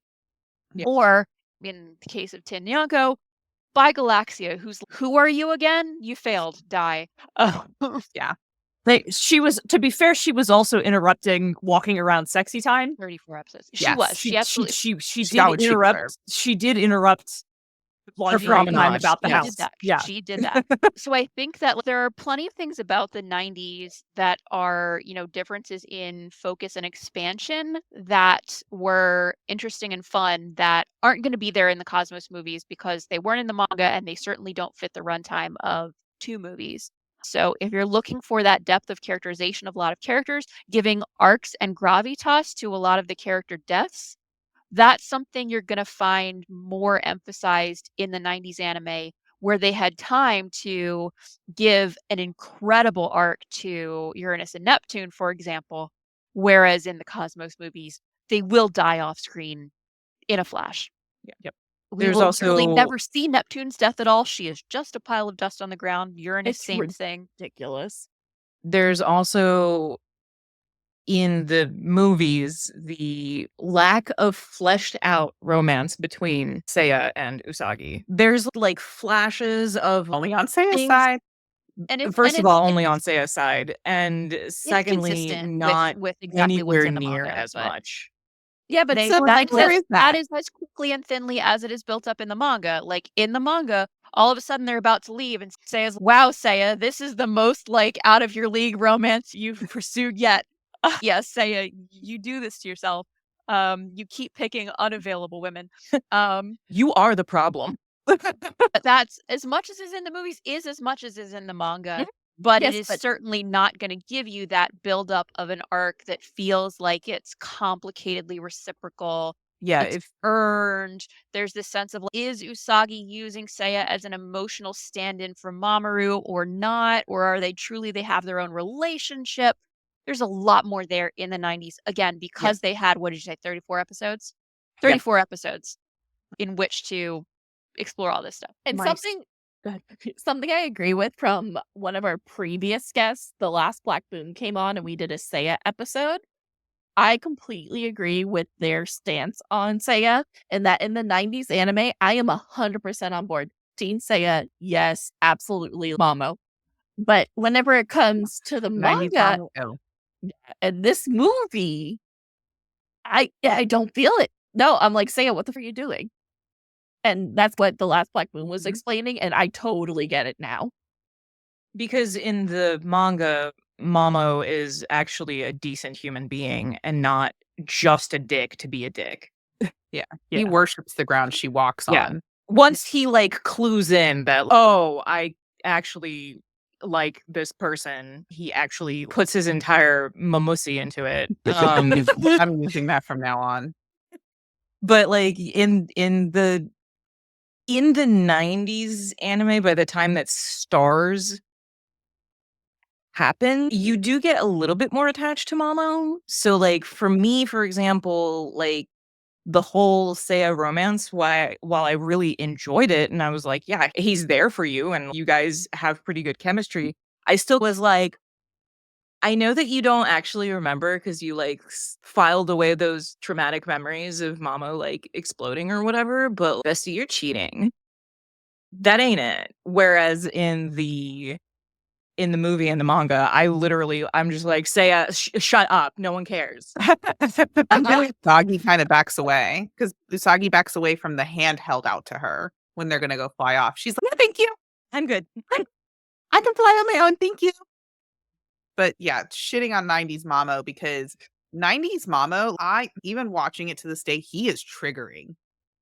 He's a dick. Because I mean, he like, is just gaslighting. And I'm He's like, absolutely terrible in the first season. Obviously, he becomes less terrible in later seasons, but there's still this sense of that he always seems somewhat exhausted with Usagi's Usaginess, which is a weird stance to take for someone that you're supposed to enjoy the company of. And also literally be married for thousands of years. Weird flex, but okay. In the way that you could, if you just pictured Haruka with Usagi, you can picture Haruka being like, "You're so cute, Odango." Like when Usagi does something like cute or bubbly or is going off enthusiastically about something without thinking about it, Haruka would be charmed, delighted, and Mamu Every just time sort of like, Usagi does something adorable, Haruka turns to whoever's next to her and is just like, wood. "Yep." Yep. Whereas Mamo is frequently like sweat dropping while she like hangs desperately off of his arm. Like it just you still get the sense of he just doesn't seem that into her. Which, mhm. like, he's a college student and she's middle and high school, so I get it. Oh, yeah, let's set aside the whole completely inappropriate. I'm not even touching on how that's inappropriate, just on the fact that there is such an age difference. Yep. So I can't stand our 20-year-old son, and I'm just like, can you just shut the hell up? You are literally the worst. Oh, yeah, he's 20 now, just so you guys know. Oh my god, that seems unreal. You're Yeah. welcome. And like, That's so I can't even imagine being romantically involved with someone that much younger than me and not being like, can you just shut the hell up for a They're second? only 3 years apart in the 90s. Even in the 90s anime, they're only 3 years apart. Yeah. But it just, So, the maturity level between the two of them. yeah. It's like I To a said, certain it's point. also just the way he drops her. Like the moment he has a bad dream and he's like, I'm going to make you cry I also think in a that phone box. my personal headcanon is that Mamoru Darian's head has been scrambled so many times that he doesn't even know his ass from a hole in the ground. Because Fair. so many So- villains have been like, yay, and just no memories. The blank slam in there. He's No. been brainwashed. Yeah, That's like poor guy. he had to The one- kiss his own daughter, and it was weird, and like, just Yeah. I will actually say the one Mamo choice that to this day doesn't bother me, even in the 90s series, is R, where he has these sudden dreams where if he stays with Usagi, she will die and everything will go to shit. And I'm like, okay, this makes sense to me because what we know about Mamo isn't just that he has had his brain scrambled a million times over and had amnesia as a child and this and that. We know that he was orphaned very young as a child. So he is not someone who is used to relying on his friends and relying on love. That was only something that he's just started to learn as Fury. Tuxedo Mask. And it was really heavily helped along by this past life connection that he had already been trying to investigate, giving him a tether. So I feel like it makes sense characterization wise that his flaw in R is that he doesn't yet know that Sailor Moon is all about the power of friendship and the power of teamwork, and that we support and help each other and we don't go it alone. So that is for me, that is an arc that he has to go through. So I'm like, I'll allow it. He was orphaned as a child. He still doesn't communicate even later on in the series. That's because he lost his best friend when Fury died, okay? Whatever. Anyway, Is a moving man. on. Manga Mamo is superior Mamo. Truly. He is a man. My Fair. spicy fan take is that I like manga Seiya better than 90s anime Seiya. So I'm not like the only person who does. I can see that. I don't really have a strong feeling either way on Seiya because I think there are good aspects of Seiya and aspects of Seiya that annoy me in the 90s series. So I could go either way on that, and I can definitely see the argument for manga Seiya. I just particularly appreciate, like everyone has pointed out, that manga Seiya is just out of their league the entire time. Just here for unavailable women.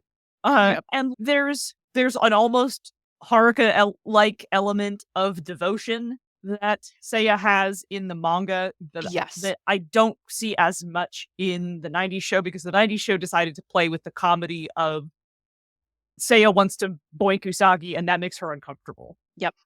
And there's a lot of those beats that Seiya's ladies and Usagi's this makes me feel weird. Do you have other characters who have like a big difference between the two that we wanted to talk about? Yeah, let's talk about. I have bullet points for each of these that have some sort of a distinction.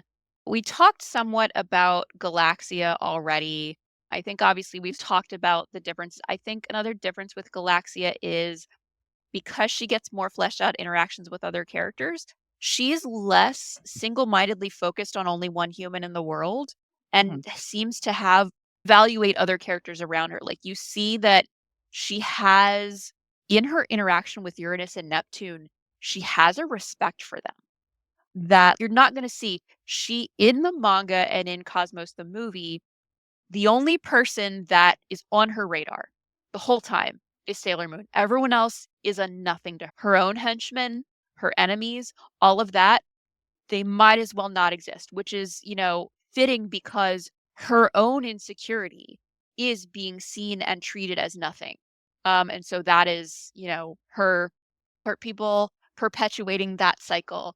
But that's not the Galaxia that we see in the 90s series. She has more of a connection with her henchmen. She has more broader interactions with the other Senshi and things like that. And so we get to see a different characterization in that regard. Yeah, I wish we had gotten 90s anime Star Gardeners. Yeah. I would have liked to have seen what some filler episodes would have done with those two. Oh, they would have been good. Yeah, like I also, they're such sinister characters that like one of the things that the 90s anime does delightfully is take these incredibly sinister characters from the manga and then make them do the dumbest shit you've ever seen. Like I desperately would like to see the 90s style animated episode where the Star Gardeners like deal with ice cream or something. Please. I want it. I want it now. The Star Gardeners open a food truck. I also would have liked to see Heavy Meadow Papillon because they didn't touch on her story really. They had her, but they didn't touch on her story. And we know with her, she's got a daughter. Was that from one of the musicals? Yeah, that might be a musical only thing. I Is it a don't think musical that's one? from the manga. I don't think that's from the manga. Yeah, she doesn't get much I know in the she manga. had some more motivation in She's the sorta manga, there in but the I would plot. have liked to see more of her because she was a hunter. They called her the hunter. I think that's Yeah. also from the musical. Well, And I would have liked to see more of her hunting down the scouts. That would have been really cool. Yeah. as Yes. noted, Like civilian generally, with the exception of Phi and Kai, who are the Grand Vizier, the Iago sort of role, all of Galaxia's henchmen Oh, other than Lethe and Mnemosyne are there, they're evil and they die. Lethe and Mnemosyne have an actual sad arc. Mnemosyne is the worst at being a villain ever. Literally the worst. Even in the movies, worst I was villains. like, where are you going? Just straight up, she never does one villainous thing. I love how that she's you're gonna whatever off. I don't care. Yeah, rereading the part where Papillon shows up, she's got her creepy part of the way into Shadow Galactica is through her little graveyard. Yep. And she says, this is where the shards of dead heavenly bodies wash up their final destination. There's the butterfly symbolism of rebirth. And then she says, I, the last of the Sailor Animamates, Guardians, Soul Hunter, Sailor Heavy Metal Papillon, shall give you supremely beautiful, melancholy last rites. Yep. So yes, there is that mention of her. She calls herself the Soul Hunter here. Yep. She says, a burning at the stake okay. is the chosen end for ill-fated messiahs. Yep. I would have So, yeah, loved like a she dark goth mommy Crucifies in them and civilian sets them on clothing. fire. Yeah, that you're like her having a daughter, that sort of thing. Is I one of think the that's from one of the musicals. Yeah. I still would have liked hot goth mommy. Yes. Oh yeah. I And- mean, but like her funny things is she like talks to spirits and stuff like that, and like, sees them Yeah. and starts talking to them. Something like that. There was at one Really point when cool. I was watching the movie that I was like, oh, I forgot that Usagi is Senshi Jesus. Yes. Yeah. She is. And then followed up pretty much immediately was, this is like a weird shoujo version of the finale of Gurren Lagann, because that also takes place in space. But anyway, I agree They with were Sailor going with- Denzel. Oh, sorry, didn't mean to cut you off, Loki. no, you're good. Sailor Denzel says those two were hostages more than they were henchmen. Truly.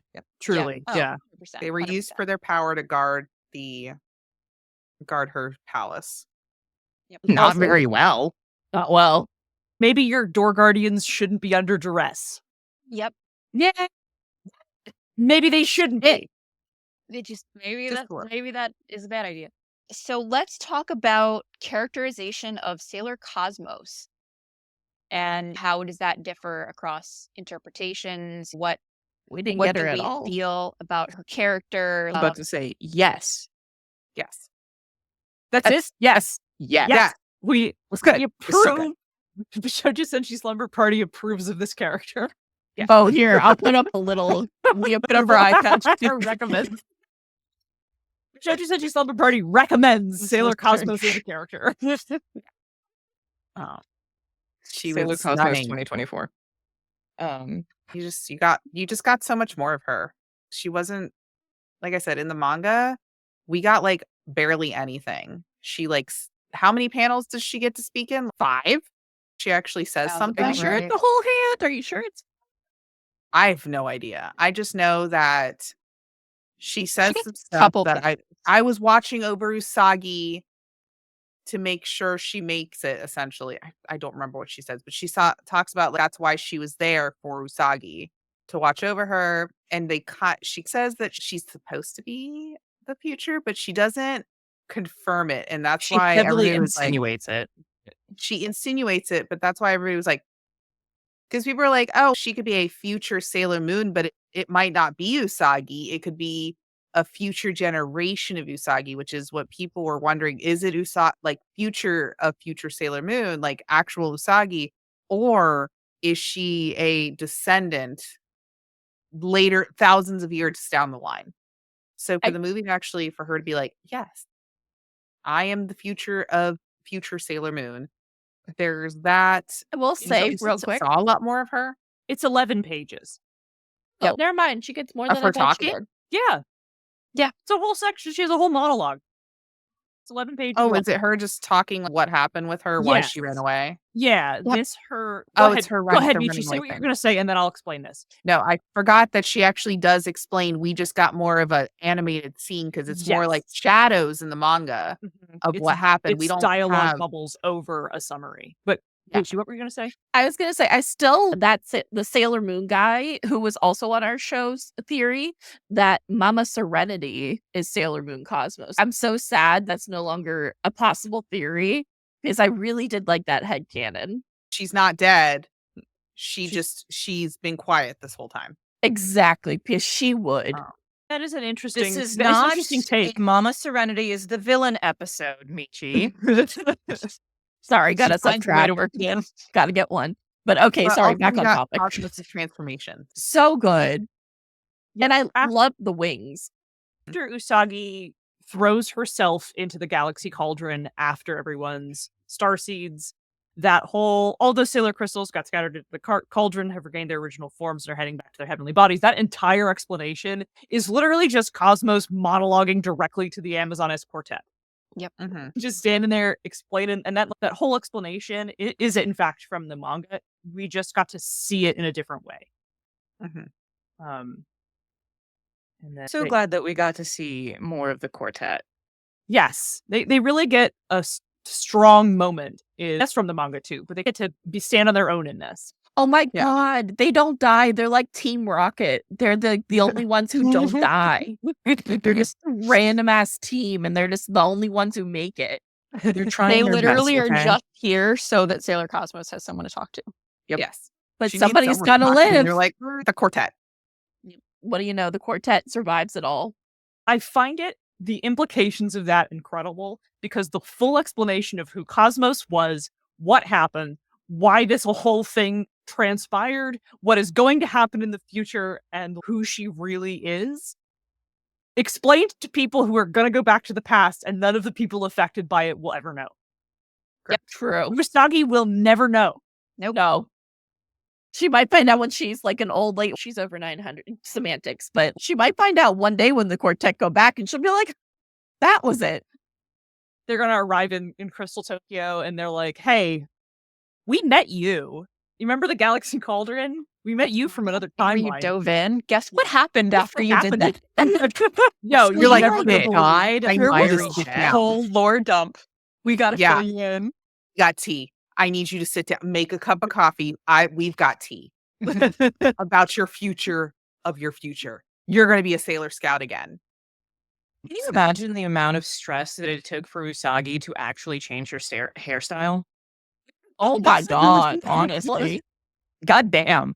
Anyway, Oh my God, Sailor Denzel playing into my hilarious fantasies, saying, lol, when she wanted Usagi to destroy the cauldron, I was like, that's Queen Serenity coming through right there.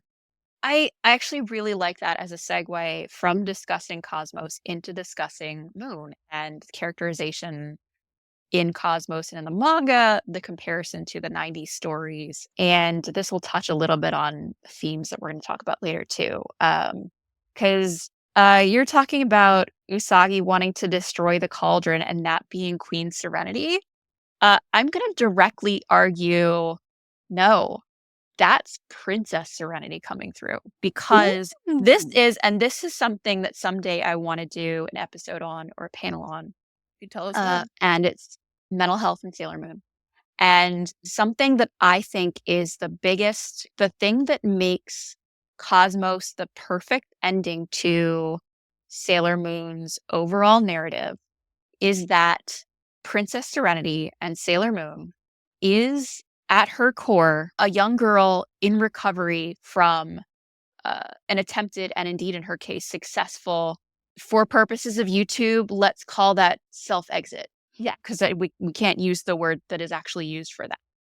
And the Usagi that we start off, and indeed the Princess Serenity that we start off with, her first act that is important to her characterization back in the Silver Millennium era is that after the man she's in love with, Prince Endymion, dies in front of her, this is emotionally unbearable to her, and she takes up Venus's sword and she guts herself with.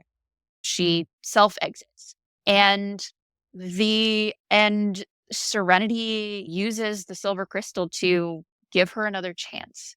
And the important thing that she goes through over and over again in so many of these series is making the choice to keep going when emotionally is cripplingly hard to do. And her friends die left and right. That's true in the 90s anime. It's true in the manga. People just constantly drop around her like flies. And increasingly, she has to make the choice that no matter how hard things get, she wants to keep going. She wants to believe in the next chapter of the story. She wants to find a way to see her friends again. And so the ending choice that she has to make, and that Cosmos is contending with not having made and wishing, Cosmos is depressed. She is wishing that she had just made the choice to end the cauldron and there'd be no more star seeds and no more wars, but also eventually everything would just die out. But the end of her struggle would be at an end. And Cosmos realizes that was never the quote unquote right choice that she wanted Sailor Moon to remake. And that Sailor Moon has become who she is because she decides that no matter how hard it is, she wants to keep going. And I think that it is such a beautiful story of the ways in which you can, there's no one type of person. She's not just a naturally positive, optimistic person who's never struggled emotionally. She struggles emotionally very deeply all the time, but that there is something brave in choosing to go on. That's my thesis statement. It was so good. I was listening quietly in respectful attention. Going off of that, because we are seeing Usagi making that choice, we see a huge mental struggle compared to the rest of the series when Cosmos is starting PTSD. Yeah. And the way they had Usagi handle this PTSD, because she watches Mamo die in front of her, and her mind, to protect itself, believes he actually got on that plane and went to America. Yeah. That he has gone to do his studies. That is where he is. And to watch her struggle as she's trying to, because her brain's like, you need to remember what happened, girl. You can't keep repressing this. You are actually making yourself weaker because you're making yourself vulnerable by not remembering. And you have the Starlights, because the Starlights know she is repressing. They know what happened. And it's very interesting. You just see this mental struggle with her. And I didn't understand it when I first read it, because I was much younger when I read it. So when I was older and reread it, I went, oh, she's suffering PTSD. Yeah. And I think it was very well handled. And you see her have to remember, and you see the pain she goes through. But then she's like, you know what? She gets hope, because they're like, hey, if the starseed still exists, the person's still in that starseed. So she essentially has to pick herself up. And she picks herself up and she's like, okay, we're going to do this fight. Even though I just watched all these people, I watched all my friends die in front of my face. They have died, except for the Outers, because the Outers died in the castle and she didn't find out till later. Yep. But then she had to watch Pluto and Saturn die on the video. So she's a very strong character. And that's what a lot of people don't see sometimes. And people are like, oh, why is it? Because Usagi is my favorite character. Usagi, Sailor Moon, I connect with her very much. And it's from the 90s, because people watch the 90s anime. And the 90s anime, yes, she goes through some struggles. Like, she watched like the last 5 episodes of Stars. I still cry to this day. And I've watched that ending like 20 times. It's a different kind of struggle than what you saw in the manga. And the character that builds from Usagi, because I have to keep going. I can't, because while people have died before, they've never died in this manner in front of her, because they died during Beryl and they came back. But she's got more people that died she didn't witness them as she did in Stars. Plus, she's much more emotionally attached to these people. I don't think there was much of an emotional attachment to. Like, she had an emotional attachment, but not like she's had now. Like, these are her people. This is her family, essentially. And I really love the way the movie captured all that. They captured the pain, and especially like during her fight scene, that emotional fight scene where she starts screaming essentially, and she's like scream crying. I was crying because I was like, this hurts so bad because she's still struggling. She's still struggling with that PTSD of everybody dying, and now she's looking at them. She's looking at these puppets, these golems that look like her friends, Yeah. and she wants them to be real, but she has to. Her mind is like, these are not the same people. These are not your friends. These are fake, and it's Chibiusa having to remind her. But Usagi wants to cling so bad that they're back. Yep. And it's Chibiusa going, these are not the same people. These are puppets. Those are not the people we love. So it's an emotional roller coaster, a mental roller coaster for Usagi. Stars is the darkest part of Sailor Moon. For sure. And reading it now, like I do not read Stars when I am depresso espresso because I will just be worse. I have to read Stars when I'm in a good mood because I'm crying. So it's that cauldron thing to go on and stuff like that is very brave of Usagi because it's something's going to happen, but you're willing to do it just to see those people again. Yep. Yeah. You don't want to stop being with them because the cauldron fairy asks her, Yeah, she do gives you her the wanna-" choice. Yeah, she gives her the choice. And Usagi's like, I want to be with my people. I Yeah. don't care. As long as I'm with them, I will figure this out. And I'm just like, Usagi, stop, please. I'm already crying. I'm already crying because I'm already here. Ma'am, please. I want to highlight Sailor Denzel's comment. Yes, in the 90s, trauma aspect is non existent. She sees Mama leave, he dies on a plane. Yeah, she doesn't There's find out she's dead until the definitely, end. she will have trauma at the end when her friends start dying all around her and in front of her. But yeah, she doesn't have Mamo trauma.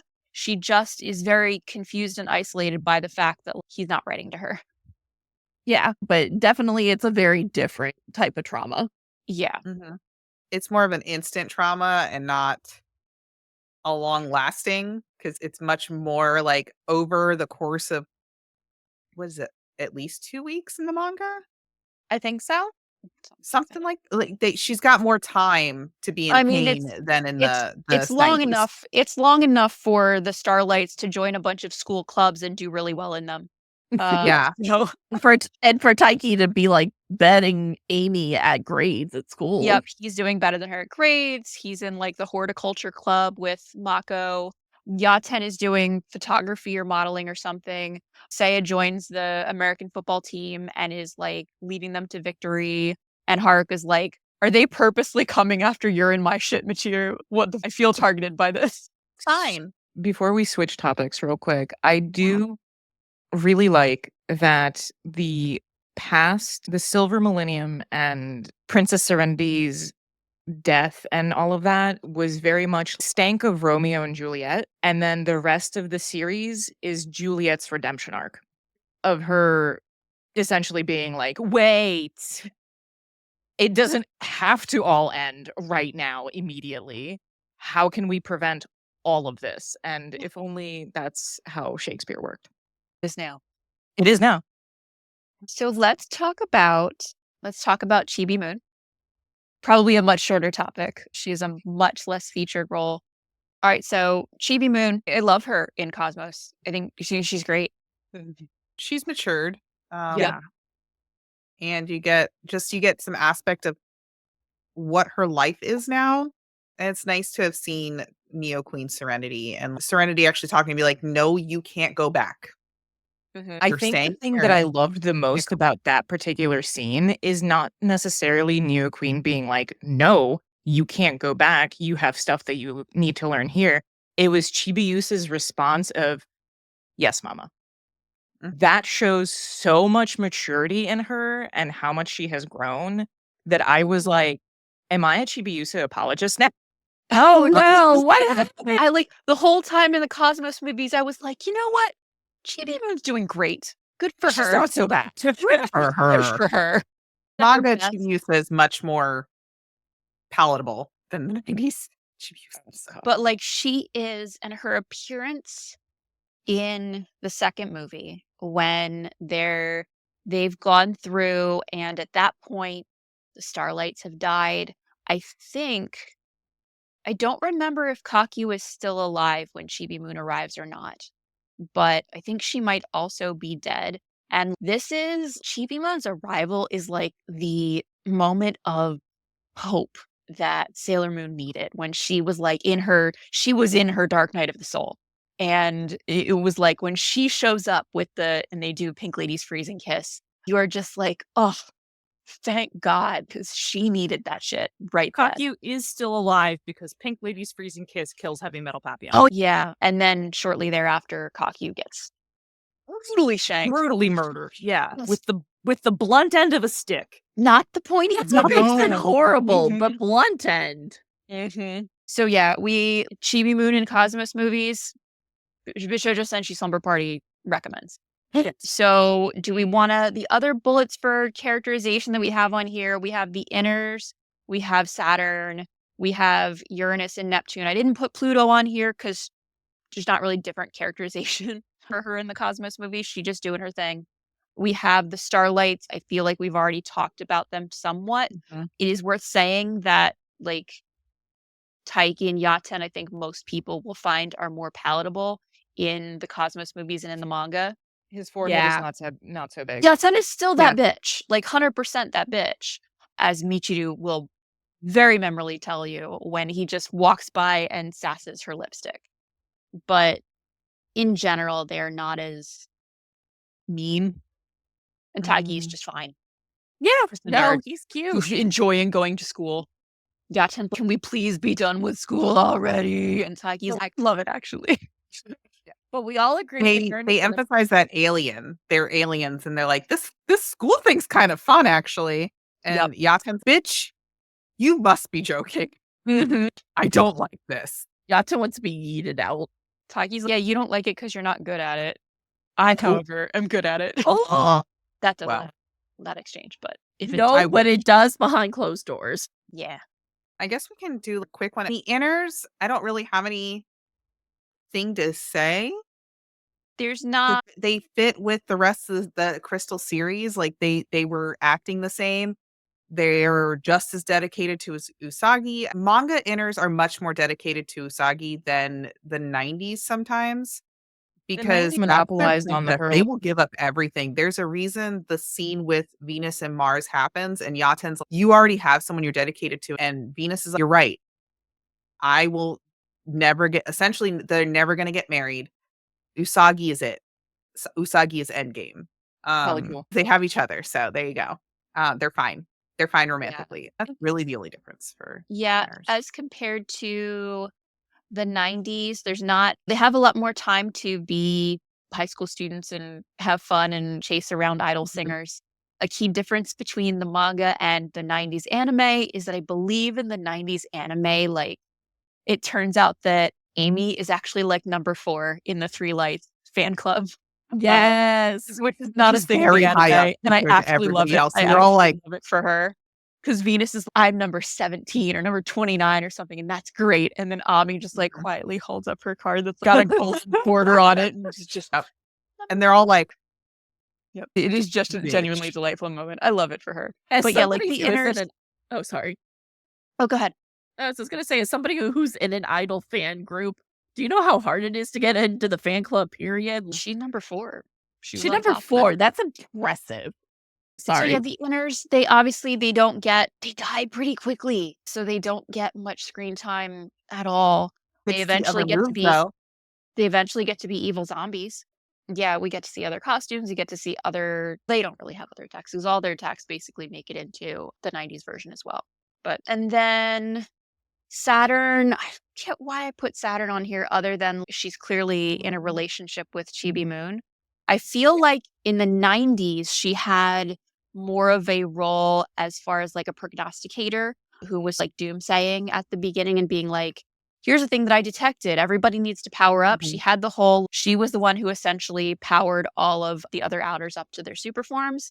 So I feel like they gave her that sort of niche in the 90s that she didn't get to have in the manga. Again, she was much more adult, to be honest. In Cosmos, she's acting like a kid, where in the 90s, she was like this mature mature young woman, even though she was a child. In Cosmos, she was acting more like a kid, especially when she runs off to Pluto. Because she's mom's in danger. That is a kid reaction that she has, and she goes running to Pluto because she's like, mom's in danger. Yep, mom told her to stay home specifically, but mom was in danger, so she didn't listen. Mom was in danger. So she doesn't have as much. Cosmos, the scouts didn't have as much of a role. Cosmos is more focused on Usagi and Cosmos, and that's that story. So it was very quick. Like she Yep. was there with Chibiusa, and then you saw her run off, and then she dies with Pluto. Yep. That's Max. The summary of all of the Senshi Max is except here. for Moon and Cosmos and Galaxia is literally, yeah, okay, They bit it. Yep. bye. Continuing in that theme, obviously, let's take some time to talk about Uranus and Neptune. I think for the sake of the 90s, they deserve their propers to talk about the fact that while they didn't get to do much in Cosmos, they did still have a role as far as they were attempting to do their role of protecting the solar system from external threats. And they were like, what the f is going on with these Starlights and with these other people? And we need to be looking into that. And I don't trust any of you. But that's the extent of what they get to do in Cosmos. Whereas they Well, that's for got, high school students too, and they did not have that in the 90s anime. yep. Whereas They were like, Michi's, I'm excited to be here, and Haruka is like, I don't like these guys. They're competing with me. They're in the embarrassing me. 90s, obviously, as Senshi, they get a hell of an arc and they get to be both true to themselves, warts and all, true to their relationship, but also trusting in Sailor Moon to get the job done after they did what they did.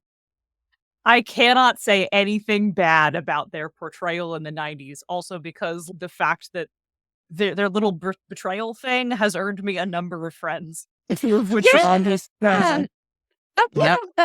I haven't cosplayed them, but I was Serenity, and I was like, Monica, can we take a picture together? Will you please choke me as Galaxia? I was just like, yes. We're talking And then we've specifically been about friends our gay ever back- since. Literally, and I became one of Monica's minions. Yeah. That's how we became friends. So yeah, we're talking about gay backstabbing. Yep. All of the gay backstabbing. They That's killed what- their other wife. They killed their child.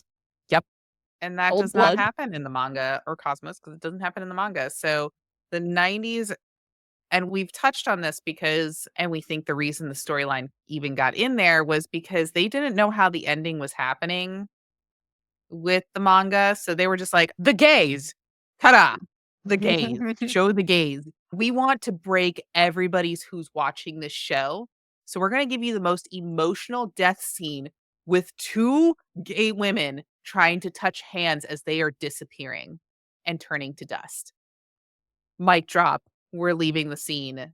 We've done our job. Done. Done. Yeah. Like they just wanted to emotionally break everybody. Yeah. Monica, if you do have something negative to say about their 90s, I am interested offline to hear it. Okay, I don't. Not. Okay. I was like, there could be an implication there that you could have some criticisms. And I'm like, I'm curious though. I always value your insight. Thank you. Thank you. I don't. I could talk for hours about my thoughts on Galaxia as a character. You've heard most of those greatest hits. What do we got? We've got the Starlights on here. I is that feel like we talked about them. We touched on them. We've touched Yep. on them. The significant difference is they don't get as fleshed out No. in not at all. Cosmos as they do in the 90s anime. They have much more to them, but I really enjoyed the little scene with what we talked about with Taiki being like, I like it. I'm having a blast. Because you're reminded that these chicks are aliens. Yeah. They're going to human school and they are not human. They're human shaped and they're probably much older. Not too much older, but they're probably older than the scouts. Human shape is my So favorite they're adjective. adult things on their planets. They serve their princess. They haven't gone to school. They're just warriors. And then they're like, hey, this is fun. Except for Yaten, who's like, I'm a bitch. I don't want to do this. Yes, it is. And oh my god, we got to read some of these comments because they're Yeah, killing me over Ronnie's here. latest one. I know. I'm like, damn, read me in the room. All right. So we got to talk for Sailor Denzel, Yatsen X Luna, because we haven't touched on that yet. It's true. It's true. From the 90s. Yeah. So I thought that was a cute ship. I think it's cute just as a sign of Yaten caring about something. Yeah, like Yep. Yatsen actually showed that something mattered a little bit more than himself. See, I don't know if I would say than himself. I read Yaten as very ace coded, very Okay. asexual. I can see that. And so this sense of not really passionately connecting one-on-one with people in the same way that Kaseya is the most romantically driven person, but loves a cute cat. Okay, you know what? Oh, now that you say that, As an I can autistic ace, so I see- also love cats. Like, I would choose a cat over a person. I'd be like, oh, that's a cute cat. And somebody'd be like, but what about this person? I'm like, This They ain't got a about cat. them. they got a cat? They got a dog? Even better. I would be like, that's a cute dog. Can I pet that dog? And they'd be like, That but it's dog's a hot guy. And I'm like, I'm going to pet the dog first and then I'll look at the dude. Okay? You're so right. Or else it's an unspoken rule of the gay to love cats. And then Ura also says, I have sailor lesbian and as a sailor lesbian. Why can I not say the word lesbian? Lesbian. I know. I'm like, Lesbian. hello. I have sailor lesbian criticism and praise. And also, bruh, when Yaten calls me true or trashy, my wig was snatched. Honestly. And Yaten. Mhm. Also, I agree with Ura. It was cute, but human Artemis is fine.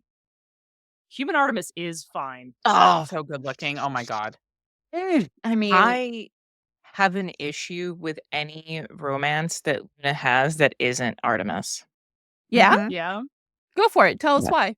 Because she seems to drop his poor ass at the drop of a hat. When there's a hot guy in front of her when he True. is infinitely more hotter.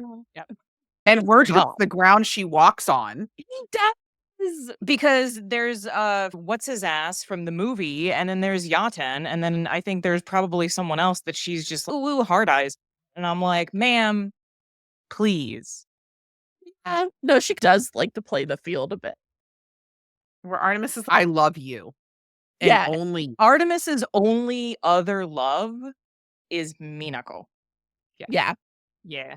And And I that's- think that's more of a that's not a It's- romantic It's love. familial. yeah, it's Yeah. familial. I wouldn't call him her dad, but he's like her fun uncle. Yeah. Yeah. He's a funkle. Yeah. And then don't forget Red Butler, her best love interest. The chemistry there was off the charts, to be fair. that was a hilarious episode. And Oh, then, when we were reacting to it, the rats in the sewer with Soy Sight, who is like, genuinely one of the best episodes ever. And then Luna's crush on, was it Kakaroo from the S movie? Yeah, Bar Kakyuu. candies? Yeah. He did give her candy. Valid. Listen, Let's talk for a little bit about the Animamates. Obviously, Obviously, they get some great characterization in the 90s anime, the ones that we get to see. And obviously they don't get characterization, so to speak, in the Cosmos movies. I feel like the ones that they picked were the ones that actually fought outside of the castle in the manga. So, like, the ones we actually got in the 90s were the ones that actually had fighting scenes and killed the scouts. So, I feel that's why we didn't get the Gardeners or Nemesine and Lethe And Papillon. Yeah. and Papillon. I think because they were in the castle and we weren't going to get the castle. Maybe that's why they weren't there. Or maybe they were just like, we're done drawing characters. Why do you have so many slaves? We're done. I also don't think they would have fit into the 90s anime with the way it was going. yeah, I could see Right. that. I don't think they would have fit because there was just too much. Like when we got to the end of it, it was just Galaxia and it was a pocket dimension. It wasn't her castle in the middle of the universe because we didn't get the Galaxy Cauldron. So I think if we had gotten the Galaxy Cauldron in the 90s, I feel we may have gotten all the Animamates Yeah, because they cut that part out. They were like, completely. too late. It was also 34 episodes, so I'm sure by the end of it, the animators were like, I've quit. Can we just stop, please?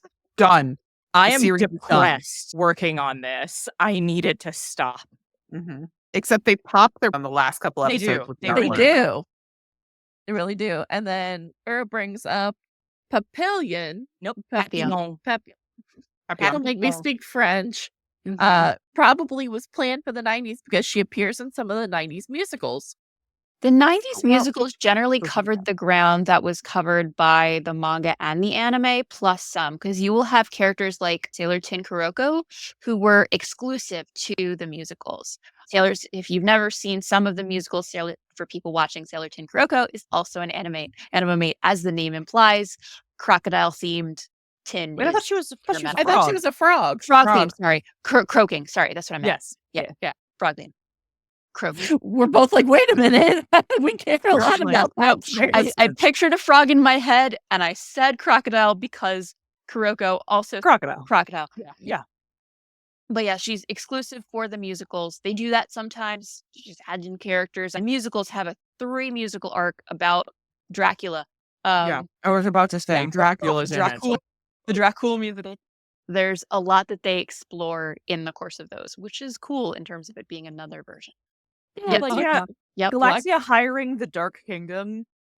I liked that musical so much. I liked that musical so much. That concept, I literally ran a tabletop RPG campaign based on that idea. I love that. Love it. It was a really good idea, especially with the 90s. She brings Nehelenia back. Why not the Dark Kingdom? Oh, why not the Dark Kingdom? Yeah. I'm Next, she 100% on brings board. Diamond back. I mourn the loss of 90s anime lesbians, Led Crow, and Yes. True. That is Yeah. 90s anime I only. say Sailor Mermaid, which she's very explicitly Sailor not. Aluminum Siren. Led Crow and Aluminum Siren. I miss those lesbians. I loved them. They were good really lesbians. cute. You were good lesbians. Sailor Moon has a lot of good lesbians. We should do a top 10 Sailor Moon lesbian episode. We could. We honestly could. It's very We did- doable. We did a ranking of lesbians, but all of them are in the S tier. Yeah, they're all Yeah. lesbians. They're Yeah. all S-tier lesbians. Yep. We have a question from Irani. How did y'all feel about the added fight scene with Pluto, Sailor Okay. Ryan Kai. Phi and Kai, Hi. and Sailor Moon versus Galaxia? Flawless, gorgeous. Yes, good no, running. yeah. Such good Oh. animation of the actual fight. Galaxia just like eating. Didn't she like pretend to be like, oh no, when Saturn silence walled her? And Yes. she then starts she to was be like- like, And then she laughs. Yep. That was peak evil. I loved that. I did also enjoy her being the boatsman. Her posing as like a Charon sort of character. Lethe? No, Galaxia. Sorry. Wasn't that Lethe?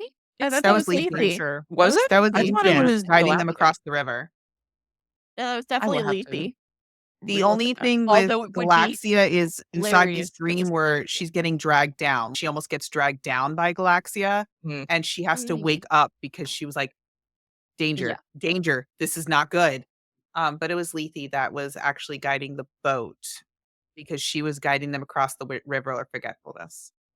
It All would right. be hilarious though if she put on a disguise. Oh my god, if she pulled a Jadeite Yes. and started getting little outfits. We don't know it's her. No, and I agree. I agree with Uruk, Lethe. Lethe can get she killed the cats, irredeemable. But I think they weren't really there. Weren't they actually still home with Ikuko Bamba? No, she Or did didn't. actually summon them there. She killed No, the cat. She actually summoned really them did. there. Okay. Yeah.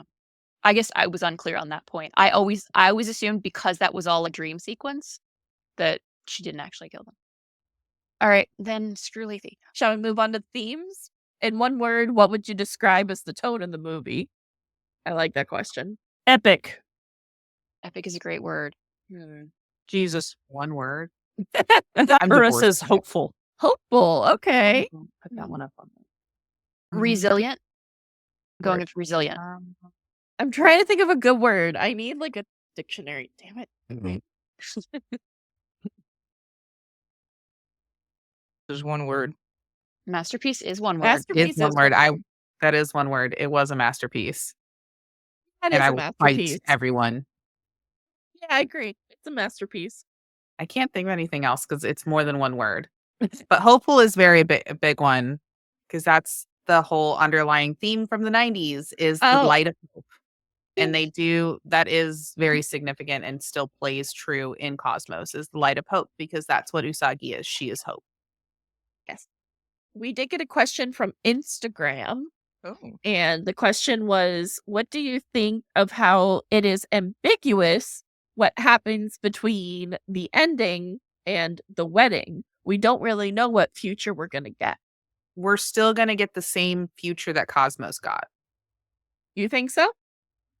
because Usagi didn't change anything. Oh, okay. Cosmos Like, made the so- same decision that Usagi did. My pithy answer is I think it's left ambiguous on purpose because Takeuchi wasn't going to give us an ending that unifies Crystal Tokyo and Cosmos's era and the end of this era. They don't all cohere, and a lot would have to happen to get from one to the next without disrupting the quote unquote happy ending or sad ending of each one. I think there's a sense in which like you have to world build really hard to have a non-ambiguous ending work. Whereas if you leave some stuff ambiguous about like how does the whole time travel thing work? Because now we've got Cosmos' time travel to change/not change the past. We've got all the time travel that Chibi Moon has done, time travel that's happened like in Arv by Endymion talking to himself and Serenity trying to fix things. There's an ambiguity to how the timelines all work out with each other and what does and doesn't get unwritten. And when you have time shenanigans, you are better served by not trying to tie up your loose ends and just being like, let's wait and see how the future turns out, because that's what Sailor Moon would want us to do. Yeah. That's my feeling on it. As long as there's Sailor Moon, there's always hope. Mamadou says at the end. Yeah, there's also an element of the future is not preordained, right? Yep. Yeah. There's also that element, that ambiguous element of was Cosmos even right to come back and try to change the past? Because can you even actually do that? Does that make a material impact on the future, or is the future beautiful no matter what? It's great because Cosmos doesn't remember herself either. Yeah. That's She comes back, but it's like, wouldn't you have known that she wasn't going to change her mind? Yeah, wouldn't Well, you have I mean, guessed to be that fair, you already would met do that? yourself? Yeah. To be Like- fair, she died. I think Cosmos says it's been so long, I hardly remember what it was like going through that back then. So maybe she does think that she was more willing to mentally go another way. I don't know. and then I love you, Max. He's so cute. He's back. You've been up here for too handsome. long. cutie You've been pie. here too long. All right. We're and then almost done. coming in with their take. I briefly touched on earlier, Cosmos marks the end of a decade-long chapter of Sailor Moon. In a decade, so much has happened. The friends I've gained, the loves I've lost, the loved ones I've lost, the smiles, laughter, and tears. And now that chapter of my lifetime is over. But the end of the chapter isn't the end of a life. It's a new beginning. And the message at the end gave me an overflow of hope for the future. I just sobbed. Oh, you're so right. It is. I cried too. I was like, this is it. We might not get any more. And I'm like, this has been my entire personality and will continue to be, but I'm just like, we might not have any more animation. Oh, that's so sad. to Ooh, no, think that's a good note. Ooh, Please note that the only time we see by herself, not performing to manipulate Usagi, she is sitting silently, despondent with her head down. Cosmos is what would happen if trauma finally broke Usagi. Ooh, Yes, that's really good. that's that's really good. amazing. Yeah. I think it's a good sentiment. To anything else to end it off on? We have where would we like to see the IP go from here? So what are your pie in the sky wishes? Here's Or the thing, literally real quick, anywhere. Blue sky, anything. real But- quick. yeah. Celine, don't say anything because that is next week's episode. Oh, okay. I have will a just opinion. say, as a realistic hope, Mhm. I would love to see the first 3 arcs revisited as movies, as Monica Yes, was discussing yes. before. I think we've talked about that and how that is the ideal, is to just look. You can see that the movies were the right way to go. do the other ones as movies. The Follow the realistic- manga. Yeah, the realistic ones are, I would really love to see the first 3 arcs redone as films. I don't know how realistic that is, but it could happen. Yeah. It's in the realm of possibility. Eventually, someday also- they'll remake Sailor Moon again. So it's Yes. Yeah. I would also really love big coffee table volume reprints of the manga. I want a big leatherette cover like this.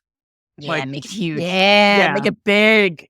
Yeah. H has a bunch of Hellboy and Starman volumes that are these big, nicely bound, giant omnibuses, and I want that for Sailor Moon. I want that version of that for the manga. I want each one to cost $125. I want to spend too much money on it.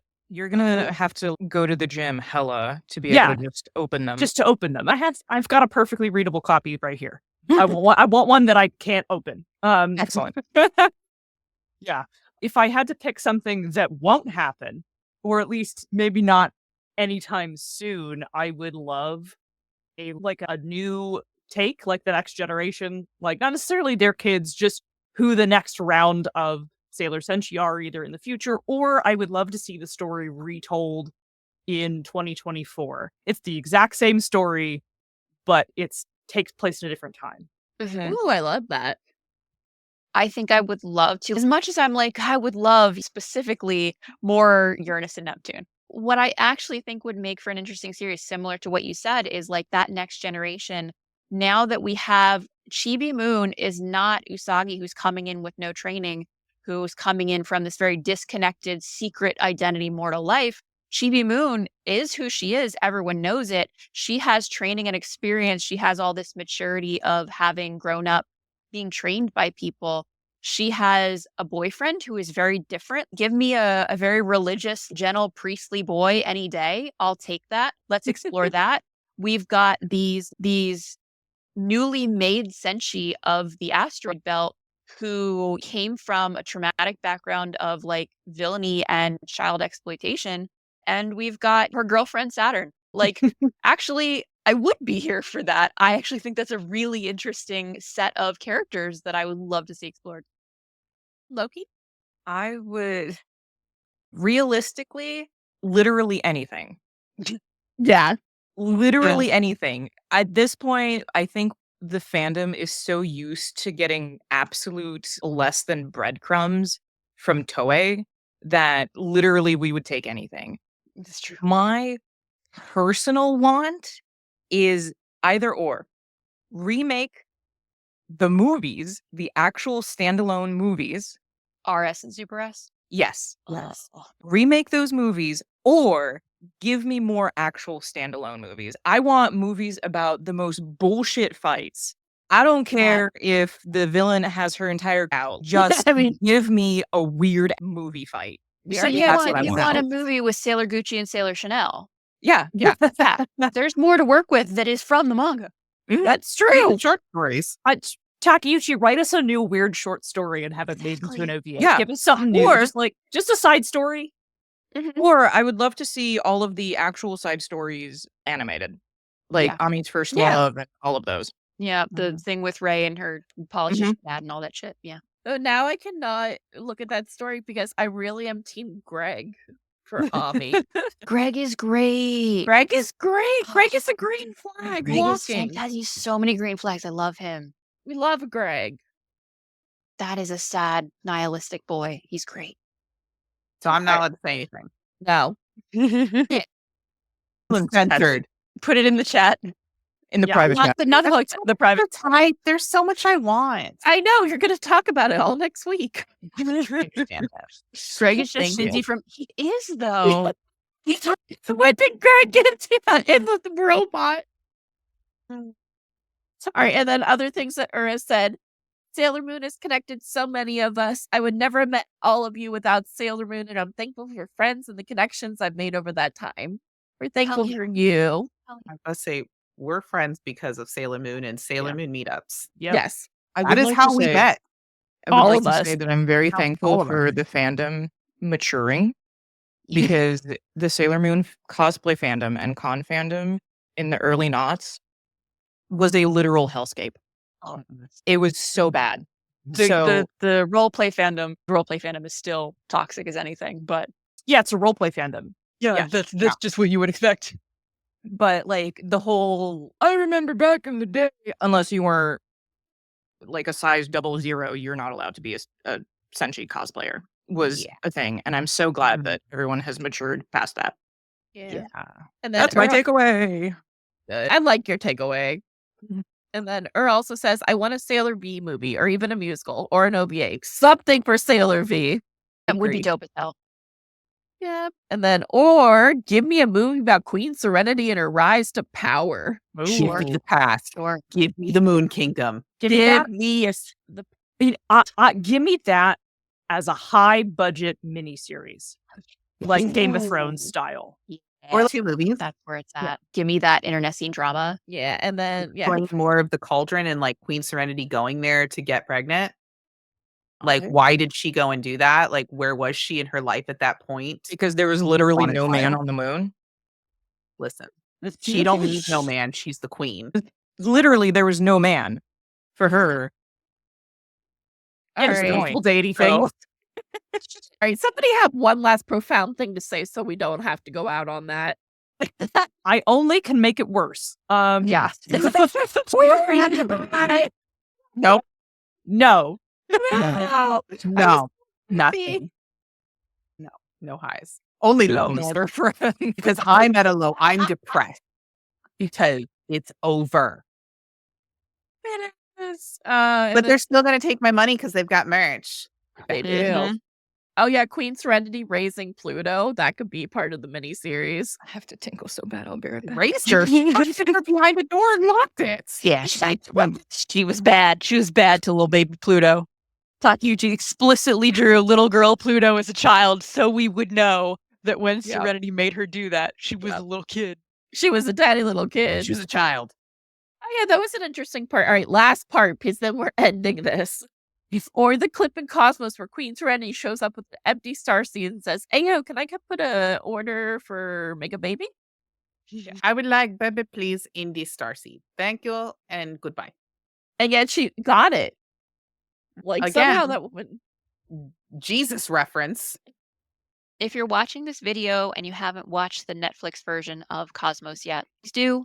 Again, it may have been a jillion years from when the movie was originally released, but we do want to do anything we can to show Netflix that there is an appetite for Sailor Moon specifically and for shoujo in general. I think Sailor Moon, while it was not by any means the first shoujo series, its popularity has broken ground for one of the biggest genres of girl-oriented media that we have, and girl-oriented media that focuses on active roles in moving a plot forward.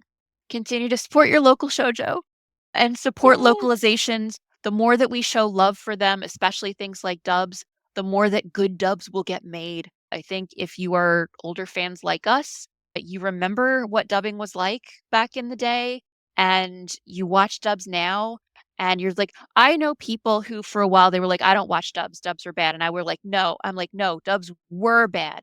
You have to watch modern dubs. They are extremely good. They're Please- getting way please better at actually support- matching the voice actors. Yes. Because Please support modern dubbing. I want to say 2010 to 20, at least 16, a couple of those dubs, I was like, wow, you really don't fit this character at all.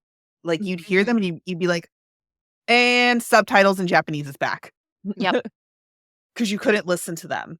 So Nowadays, both the voices fit the character better, and the localization is so much better done so that they are doing a better job of matching naturalistic dialogue to those lip flaps in ways that is better on the ear, yes. are better on the ear. So On yeah, that note, watch Sailor Moon on Finish. That Netflix. was a high note. Yeah, that's a high note. That's a And- high note. and- There's You my high guys note. wanted something nice to say, so that's what I beautiful. came up with. Celine, go. Okay, it's me. I'm in charge now. I run this boat. is. Okay. And this brings us to the end of our show. Thank you for joining us for the 9th episode of season 3.